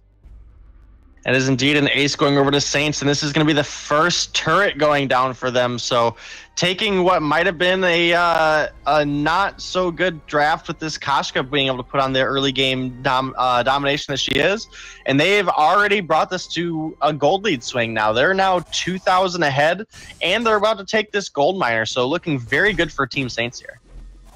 Yeah, absolutely. Looking really strong so far, and it's only going to get stronger. I mean, this Crystal Black Feather and the Weapon Idris are going to have some decent scaling, so, you know, you got to be careful. This Koshka might fall off. Now, I don't think Koshka falls off as much as maybe she used to, but she still has a peak point during the mid-game, and her effectiveness, you know, because her crowd control becomes less effective, is something to really have to keep an eye on. That being said, hammers, they're still in a decent spot. They're a little bit behind in gold, but they really haven't. They've only really lost their turret. They're looking to still be aggressive here. Absolutely, and I think they really do need to be pretty aggressive and try to get the damage out of this Koshka early while you still have it. The sacrifice they're making, though, is this Koshka does not have a lot of defense built. We also don't have an Atlas Pauldron yet out of the side of hammers, and we have one on Mac Daddy B. Alright, we're looking to get the fight. The gauntlet hasn't been used yet, but here comes the wait for it. A lot of damage is coming in. Separation. Backstream gets to the back line. Look at bursting down. So much damage. Great fountain used by starting all over as he's able to keep Hardak alive. Backstream now is getting very, very low. On point, 500 damage. Deletes him, but it is going to be Black Feather finally falling. And now Mac Daddy. Does he have enough in the tank? He's got to be careful. Koshka's going to just lay into him. There's the ace. Hammers, even from behind in gold, are able to make that fight work. That was a very well executed fight. It was a very well executed fight indeed, and Hardak showing that he knows this hero, getting a lot of damage down, cleaning up that fight. Not going to be enough to take down a second turret. The timers just aren't there yet this early in the game, but they do get, I would say, about a fifth of the health down. Nothing major, but I mean, you know, if it comes down to that last hit, every little bit counts. Yeah, and what they really did was they balanced the gold. They're now back even, pretty even with it. The deficit's gone. That's important as you still want to keep being aggressive. I still think that there's a time limit to where this Koshka won't be nearly as effective as she is right now during this mid game. So it's really important, I think, for hammers to continue making this first. Oh, starting gets caught out. There's a lot of damage. It is, of course, the Crystal Miner here trying to help out hammers. The damage is incredible, unbelievable. And the damage is there for hammers with this sentry, and they are gonna pick up this ace, and that's gonna be very likely either a gold miner in another turret, or possibly even the enemy jungle as it spawns. And that is not what That is not at all what Saints thought they were going to get out of that. With starting gone, you do remove a lot of that support play, a lot of that heal, but it didn't even matter. They were able to deal damage. Of course, you had the Crystal Miner there, but it just seemed like Koshka and the Vox were at a perfect point to be able to lay into the side of Saints. And, you know, they're able to clean up the jungle. They get the turret. They're not going to go for the Gold Miner here, but now starting all over is teamed back up. Team Saints, they've got to be careful. If you can't win that fight, you're just you got to play it smarter than that. You have to feel like that might have been a confidence boost. Starting all over again, getting caught out. Absolutely is, and we see starting does burn the fountain on himself, so can Max Green get the damage built up? A stun is blocked, but the damage on this Vox ramping up very, very quickly. Max Green and Hardex should be able to clean up the kill, and this could be the choke point turret already. This is one of the weirdest strategies I've ever seen, where we've seen the Fortress go very deep, get caught out, but for some reason, well, not for some reason, because starting all over forces all of Saints to use everything they've got to try to bring him down, that, you know, they actually put them in a compromising position. You have the on point on cooldown, you have the chakram off cooldown, they're trying to burst down starting, and next thing you know, they're getting blown up with no recoil. Well, with the gauntlet on cooldown too, both of those times we saw. So baiting a lot out of Mac Daddy there, get that long cooldown, and it's working out really well for them. It's very interesting. It's definitely not something we're used to seeing. How much of it is fluke and how much of it is planned, that's pretty hard to determine. But if it gets you the win this time, it gets you the win this time. Will it always work? Who knows? No, I mean, it's definitely dangerous, but what it is doing is it's baiting out the gauntlet, like you said. It's baiting out a lot of those abilities. Those abilities are on short cooldown, but they still are on cooldown. You see, there's finally, they're trying to actually engage the fight this time. The gauntlet is not up. It's not up for another 13 seconds, but that Crystal Miner is doing a ton of damage to starting and company. Wait for it, comes out. They're looking to burst down. Huge wait for it. Woo, huge amount of damage. Koshka comes in now. The stun does not lock, but the damage does. And that is a clean ace. Oh, very incredible. This could be game. I don't know if the death timers are long enough. They might not have the damage by the time this turret goes down and brings down those death timers. It's pretty risky to stay at this point. We saw how long it took them to take that. I honestly think they're overstaying here. These timers are up very shortly here. They pulled it together. They did pull it together after they juggled the aggro there, and that is going to look like it's going to be game if... Oh, good stuns there out of the gauntlet. And I think the Saints actually did save the game here. I think after that turret went down, we were both pretty convinced it was over. Yeah, I thought maybe, and then yeah, it was a very interesting fight. Mac Daddy, great placement of the gauntlet there. Was able to get 2 stuns down on the Vox. So definitely a very, very good saving grace for them. And now they're going to get a Kraken to deal with it. So this is wild. This game is wild.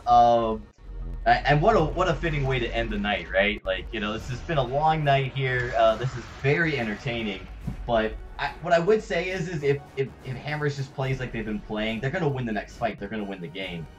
But that was a perfect gauntlet. You could not have asked for a better gauntlet, and it actually not only did it get the stuns, but it also meant that it was really hard for the Vox to do any damage even after getting out of the stun. And then the Koshka had nowhere to go as well. So very, very well positioned. And the Kraken's gonna go down. They might get 1 turret out of this. Yeah, they might get 1 turret, but I think we're more than likely just going to see Hammers engage really heavily here. All you really have to do at this point is get 1 kill and not die is the other thing. If you die, then, you know, this Kraken's pushing in your base, but it's going to be a cleanup kill here from Hammers. That is an ace, and that is going to be game 1 going over to Hollywood Hammers. Man, it may not have been the cleanest victory, but it's a victory nonetheless, and one that I think, you know, if you're a fan of Hollywood Hammers, it's a pretty big win. It absolutely is indeed, especially playing on such a interesting roster for sure. So we see Hardick coming in, doing big things for this team, pulling out a 14-3 on the Koshka. Not entirely sure why Max Green and starting all over decided to swap roles. it worked out well for him. Max Green in that mid and late game was able to get a lot of really heavy damage down on this Vox, but I think Hardek really pulled a lot together there and had a really good performance on this Koshka. Yeah, and it's worth noting the game ended at 18 minutes, so they didn't let the game escape from them. We're not talking about a very, very late game. And so even after the 15-minute mark, you're still going to be able to do a lot of damage. Of course, building that Broken Myth can help you there. So if you can stay alive long enough. Plus, I really think once Hardek got that metal jacket, he was surviving through these fights a bunch longer. And that helped him immensely. It absolutely did. And, we see this Vox pulling out another win. I don't have the exact numbers, but in the last couple weeks, this Vox has seemed to have a pretty high win ratio. It really has. It's had a fantastic win ratio, even being played by Max Green. Now, Max Green, I mean, we know him as a support, but Max Green, is not necessarily foreign to the carry position. No, Max Green is definitely a player that can, in any circumstance, he can really pull off the role well. I've seen him play in the past in all three positions at this top tier level, so it doesn't really surprise me that he was able to pull out the win in the lane. I really would like to see starting in that lane position and maybe pull out a cleaner win in game 2 or 3 here. So we'll just have to see how it goes. Yeah, we'll have to see. We're about ready to get into the draft, though, so I think we're just going to check in, and we should be jumping over in just a few moments. But I think, when you look at the draft, on paper, the Idris and the Blackfeather just had to survive that early game, but it seemed like they were doing it, but unbelievable play by Hardek really cemented that victory for Hammers, and it looks like if Saints doesn't figure out something, I really think you don't give the Vox over. I think that is something we've seen a lot of teams, especially after the first game, really focus on taking the Vox out of the game. Absolutely. So we'll have to see how the draft goes. And, as we were just discussing, this Vox has such a high win ratio. I don't know if it really has to do with who's playing it at this point. It's such a strong pick that you really have to respect it. And if you're going to give that Vox over, you need to make sure you secure a good comp that's going to play into the Vox well. Right. Absolutely. All right. I think we're just about ready here. Just checking in on everybody before we get started.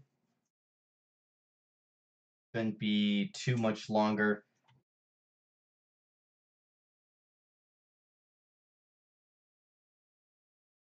And once we do get underway, all right, yeah, it does look like we have everybody in. So we're going to get this draft underway here in just a few moments. The draft begins. And we see the draft starting up, and the Kestrel coming off the board early for the side of Team Saints again. I feel this is probably pretty targeted against starting, and we do see the Vox band coming out on B side here, so definitely respecting the power that even as a first pick, this Vox can bring to the table. Absolutely. I think that was one of the mistakes that Saints might have done, giving the Vox over. Glaive comes out here, and Hammers now, they're in a great position. They could go with the flex pick or just pure on support. You've got both healers available, and you've got Lance already. You have all the supports available. You're in a great position. But I think, looking at this, yeah, a healer is not a bad way to go as you see them pick up the Lyra. Especially since they have the opportunity to either ban the healer or get the other healer if they decide they want to run that double heal comp. The only problem with running the double heal on B side this early is you put a lot of opportunity in the basket of Saints to pick up a Fortress as the roamer that has that mortal wound that can bring to the table, as well as a poison shiv can be picked up by this Glaive or potentially a Ringo or something like that in the lane, where you really just reduce the effectiveness of that double heal comp. So interesting to see what Hollywood Hammers decides to do with this ban. Burning quite a bit of bonus time on it, maybe really thinking about what they don't want to play in, or perhaps what they do want to play in, they don't want to offer that counter available. Yeah, they're taking a little bit of time. There comes the band. Lance is taken off the board. This does mean that the Adagio pick is still up. And I think if you're Saints, I don't think double heal is as crucial to avoid. I think that if you know it's coming, you've got 2 picks to be able to draft into it. You absolutely do. So we'll see. The side of Saints is going to burn a little bit of bonus time here as well, but you really got to.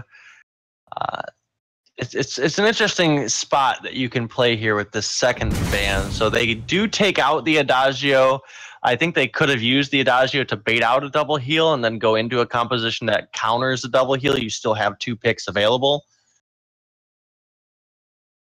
Yeah, but I think that, if you feel like it's just too powerful to give over to, starting over an Adagio, that would be definitely menacing. So, it's not a bad decision to take it away. And now, Blackfeather is coming out from Hollywood Hammers. So, I think Blackfeather can be a fantastic pick. We'll just see how well they play it. I do think it can be a fantastic pick, especially with this Lyra. I do think that the Blackfeather has some success being a flex pick here. However, I do think he really functions the best right now as that crystal jungle carry. The poke damage that you can put down with the low cooldown of that on point that can hit multiple targets is just such a good mechanic for getting that damage down before a fight, making it so that your enemy is really unable to continue fighting. And there are some counters to that, but we'll have to see if Saints can bring them to the table. Absolutely. So we know the Blackfeather himself, he does have that anti-CC built into his kit, so it'd be really risky to pick up an Arden here. We do see the Kashka pick, so maybe a Lane Glaive, maybe a Roam Glaive here. We'll have to see what the third pickup is. We got a lot of stuns coming out on the side of Saints here, which into the Lyra Blackfeather, I'm not sure I really care too much for. I just... The Lyra itself, right? And then the Arden, and then we're about to talk about the Arden and the Blackfeather too. I'm not. It's looking really good for the side of Hammers right now. They have this last pick available, but the Glaive and the Kashka both have to be able to dive, and the Lyra has her Bright Bulwark. And then the stun potential out of the team of Saints just isn't there with this Blackfeather. And the Lyra Bright Bulwark can actually completely cancel out the Kashka ult as well. So that's a level 1, level 2 skill you have that can block this Kashka's level 6 ultimate if used correctly. No, I absolutely agree. In fact, it's a skill that can block Kashka's engagement completely. So, all right, and we do see that Hollywood Hammers has lagged out of the draft here, but we do have a pick in chat, it appears, during the disconnect. So, yeah, I think it does look like there was issues with the client right now. So we're going to just jump into the game. And for those of you at home wondering, it was a Samuel was the third locked in for the side of Hollywood Hammers. Yeah, sorry about that, everybody. Small technical difficulty, but nothing too major. And we should be able to jump into this in just a few short minutes.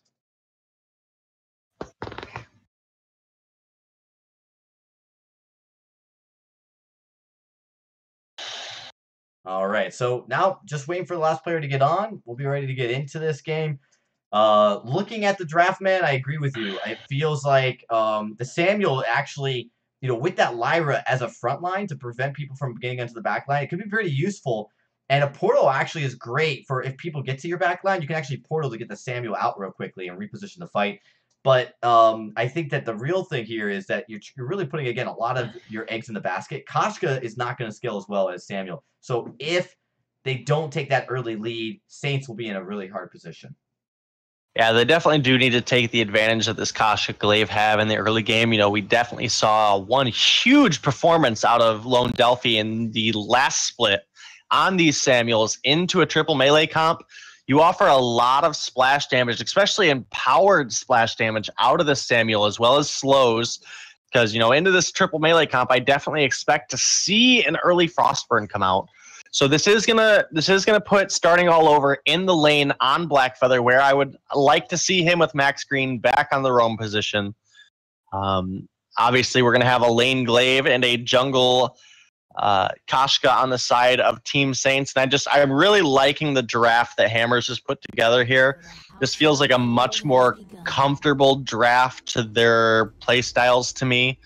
And just a strong draft overall into the side of Saints. You know, we have the anti-CC of the Black Feather with his Rose offensive. We have the ability out of Max Green to potentially limit the use of a reflex block against this Koshka if you're able to time that Bright Bulwark correctly. And then just the heal in general coming out of Lyra in this early game is really going to help them get through. Yeah, I mean, if the one area of weakness would be the Samuel, it's not much of a weakness. That level 2 Samuel is actually going to be very potent even into the Koshka. So if you're SME, you've got to be careful. If you don't lock onto the Samuel right away, you're going to be taking a lot of damage.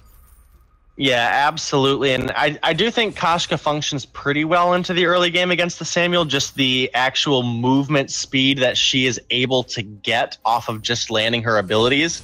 Once that Samuel does get level 2, yes, the Drifting Dark will be down, but the Malice and Verdict, once you use it, that second Malice and Verdict is pretty much locked into where it's going to go. So if you use the speed to your advantage on this Koshka, you definitely have the potential to get a lot of damage down early on this Samuel. Just because Samuel in general is a pretty slow hero. He does get a slight movement speed buff with his A, but it's incredibly minor in comparison to the speed buff that Koshka gets. It will just, yeah, it all falls together. Starting all over here in the lane, going up against a Glaive lane. So we've actually seen this Black Feather Glaive matchup a couple times already, and Glaive's definitely been on the good end of that matchup for most of the games. We'll see if starting all over can change it. They're looking to keep pushing here.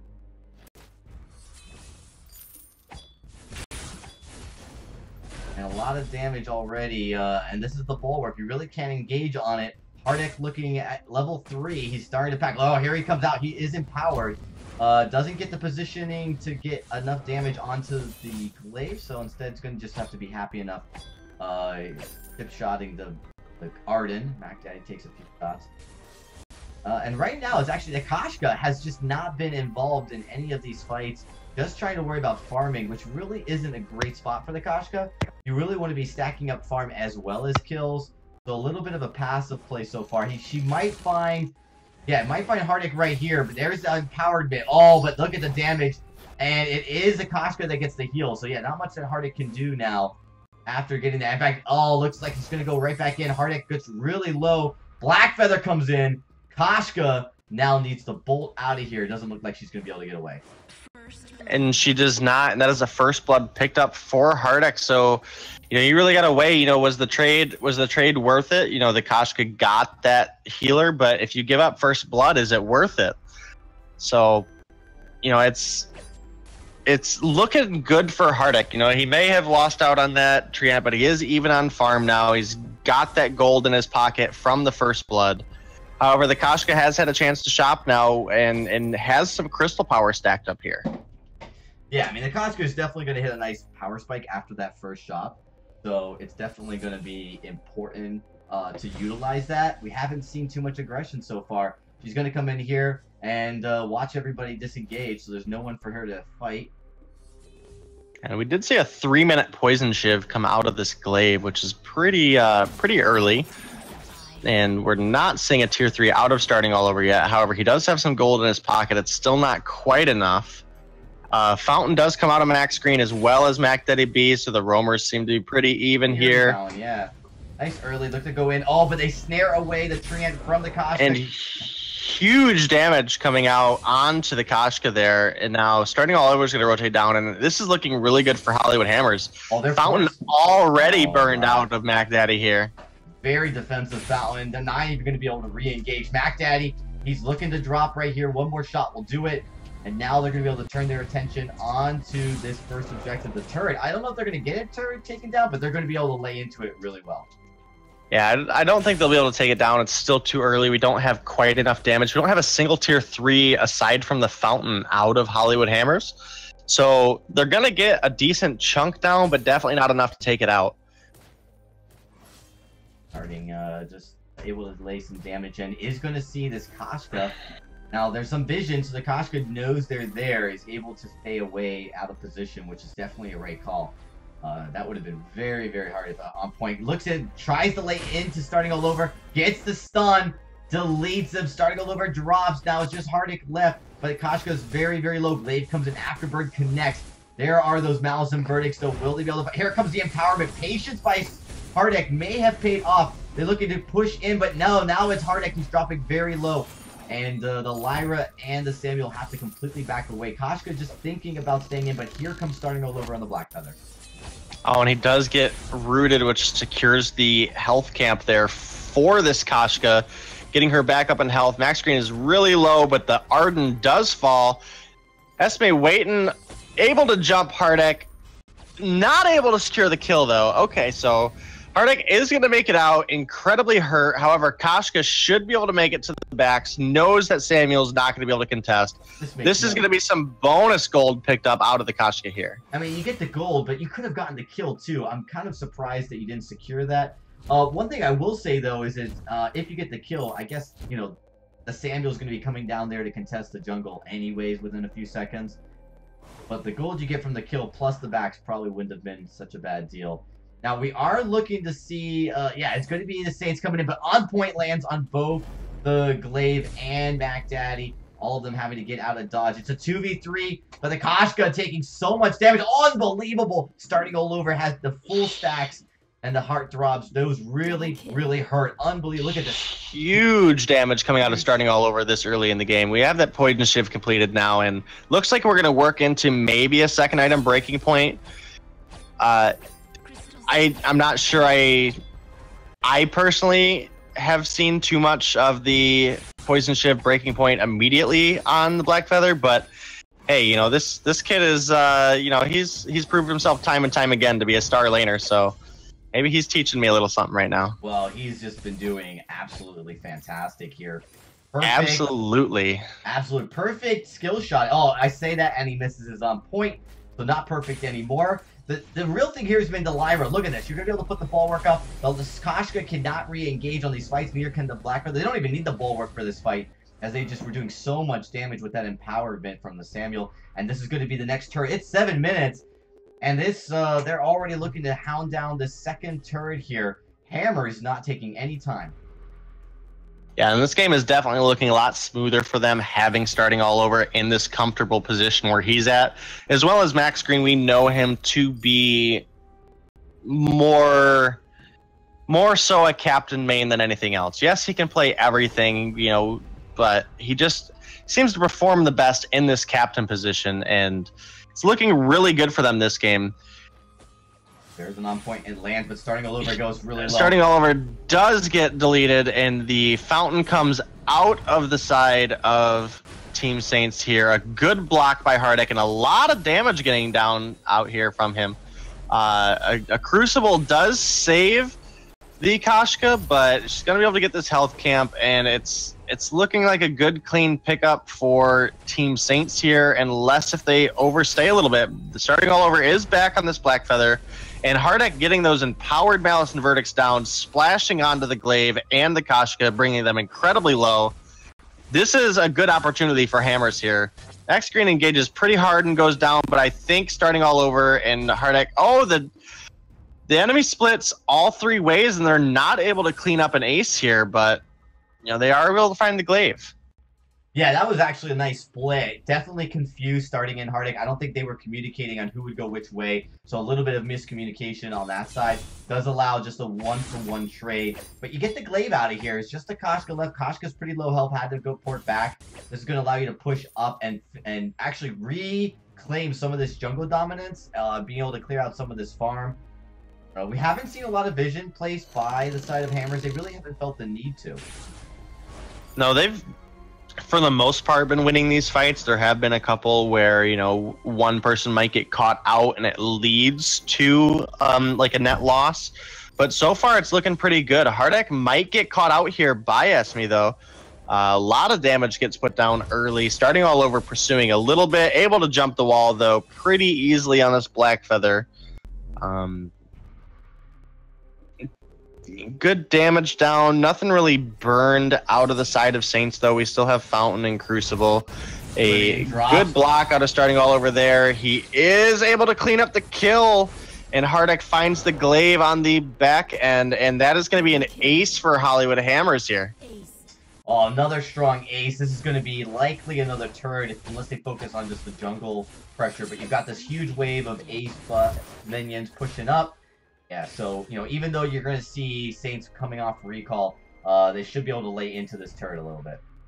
Yeah, and there we see that change to the Lyra A coming. Max Green dropping that sigil, immediately bursting it, giving a 410 burst heal onto starting all over and onto Hardek.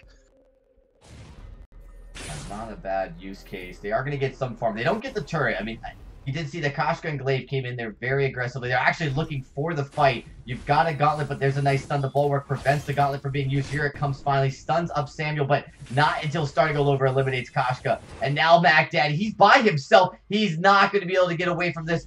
So much pressure. Portal has not come out yet. They could use it if they need it. There it comes. And they're actually focusing on the Glaive. They didn't see the Arden. Wow. That is a good escape out of Back Daddy there. Sees the portal, comes out, takes the risk. You know, they might see me in this bush. I might die to save my glaive. Instead, they do not notice him. They chase down the glaive, and they are both able to get out safely. So very, very well played out of a bad scenario for Team Saints there. Yeah, and right now, Hammers, although they're winning the fights, they haven't really been able to take advantage of them. There's been no additional objectives taken since some of those earlier fights. After taking a quick early 2 turrets at the 7th minute, it's been just them kind of, you know, showing the side of Saints that they're still in the lead. They're going to win the fights, but they haven't been able to clean it up. They absolutely have not. And, you know, we're still pretty early in this game. We're only at 12 minutes, so the death timers aren't horribly long. So if you do die but don't get ace, you don't lose out on a whole lot. Hardek got rooted. That really limits, but it's not going to stop them from winning this fight. This is going to be another ace, and now... That is an ace, and here's where we're going to be able to see Hammers capitalize a little bit more than they have these past couple fights. You know, the last fights didn't go quite as quick as this one, so this is definitely going to be a choke point turret, and very likely a gold mine followed up, as well as the entire jungle out of Team Saints here. Starting recalling with full health and energy there, I'm not sure that would have been the route I would have went. You could have rotated down through and just purchased at this jungle shop. Well, it's going to allow him to quickly buy and go get these this farm here. You know, he obviously, you know, good awareness to know that the mid camp wasn't up yet. So he's going to be able to clean up this back camp and probably save himself a few seconds. Maybe have saved himself a few seconds, but I think they could have started up the gold mine and used the gold mine to potentially force out another fight, or just to pick up that 900 gold. So it's kind of hard to say, you know. I guess it works out really well either way for him. The sentry has a little bit of damage already. Starting all over, going way aggressive on this fight. Does block the stun. Hardek is trapped out of this gauntlet. Hopefully can get some damage down. Here comes the Drifting Dark, and that is going to be one dead glaive and very likely going to be a dead Arden to follow suit. Starting all over, going very, very deep, noticing the Koshka has no energy to fight him. That is 2 kills for Hammers as well as the Crystal Sentry, and starting all over is healing back up off of this wave. Ooh, missed on point. Koshka got shot, but attack speed slow. Although that on point was weird. That one looked like it was spot on and it didn't do anything. Well, that was interesting. Yeah, it's going to force Hammers back just again, but, you know, at this point, when you look at the gold lead, you look at the objective lead, it just looks like Saints has no answer. It does look that way, especially having this Koshka. We know this Koshka is falling off as the game progresses, and the Black Feather and the Samuel are ramping up as the game progresses, so... Not a whole lot of defense coming out of this glaive either, and we see 3 items here on starting all over. A good pick coming out here. However, the Koshka is able to escape, it seems. Brought down very low, gonna have to back, but not dying is really kind of the key scenario there, as Saints was able to get out of that one pretty much unscathed. Yeah, that was actually pretty surprising that he was able to survive. It's gonna force a 3v3 fight, looking to go in. We do see they're saving the bulwark, waiting for that engagement. Here comes the Oblivion. Bulwark comes up nicely timed. There's nothing that Saints could do. Koshka makes it to the Sanctuary on time, is able to heal up. That heal much faster and responsive now after 2.5. going to keep them alive. And now it's going to force Hammers back yet again, although they're looking to position themselves here for a fight. Yeah, and we do see that this is starting. That's just starting. the side of Team Saints here did just pick up some infusions that they did not have for the last fight, and we see Hardek's infusion burning down now, and still no frost burn out of Hardek either. So ideally we can see him finish up this Aegis, since the primary damage source for him so far has been this Kashka. Pick up that Aegis, protect yourself a little bit, and maybe work into a Frostburn to keep this Glaive. And the Glaive going down very, very quickly to starting in this 1v3 over here. Starting does drop to the Kashka, but I'm not really sure what to say about that one, Dragon.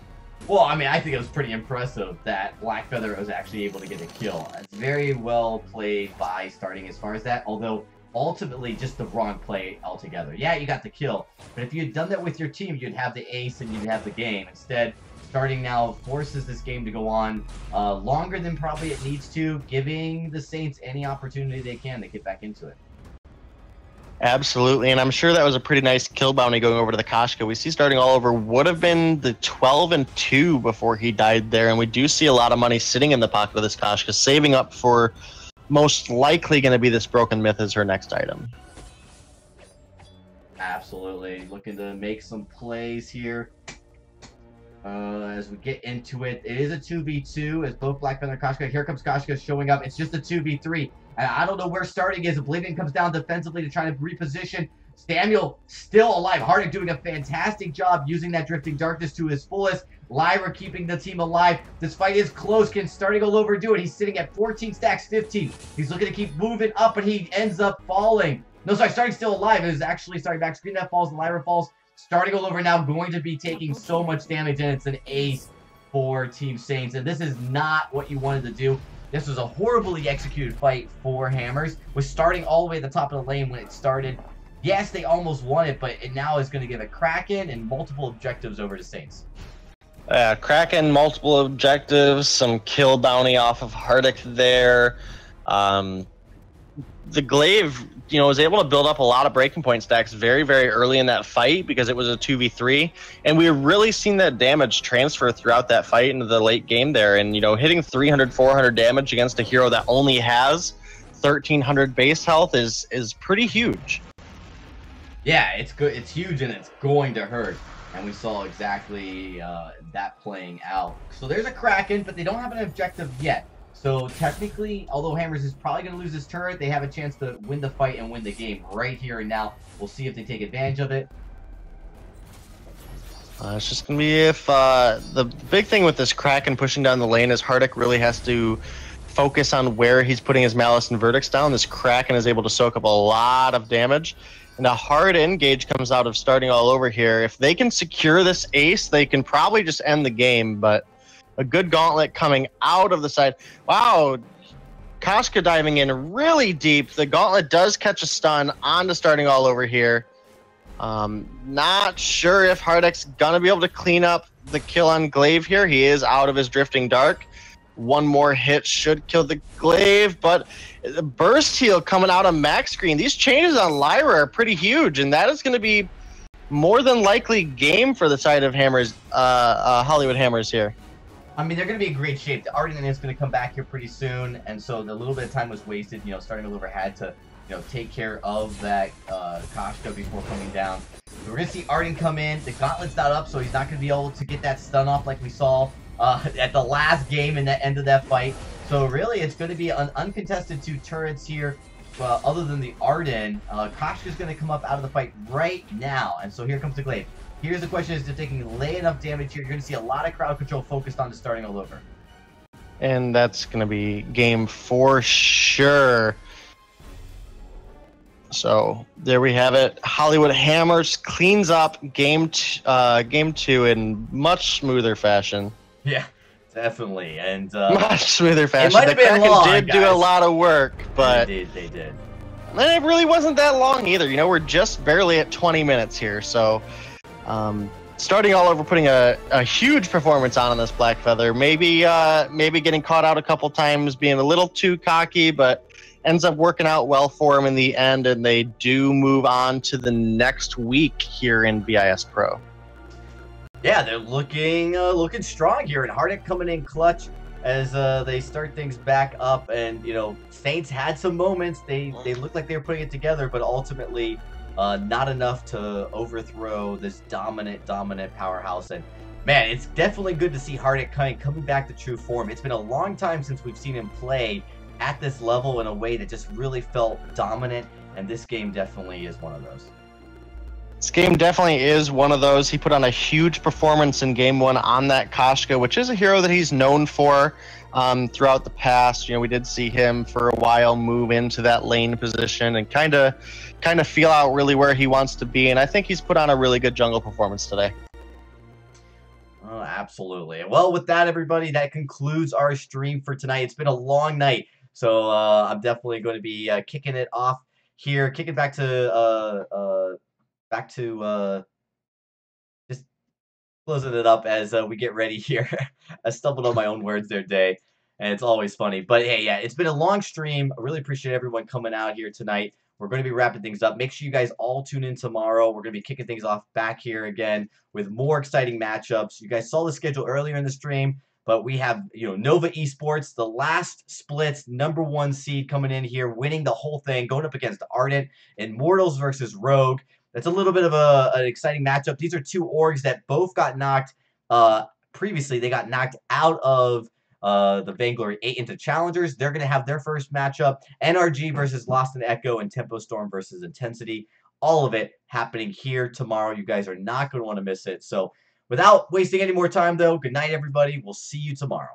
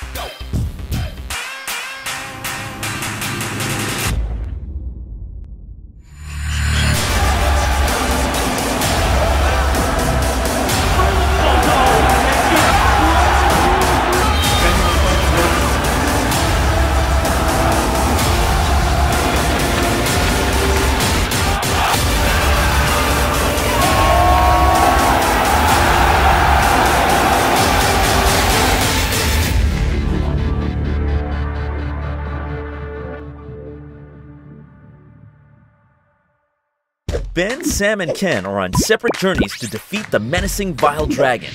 But let's just say luck isn't on their side. If only there was a way for them to find each other and band together. Well, that's why there's Band. It's a mobile app that allows people to come together using common interests. With Band, you can find fellow gamers, chat, schedule gaming sessions, and conduct polls. Stage epic battles with friends while sharing videos and photos along the way. So try Band today. Band. Be together.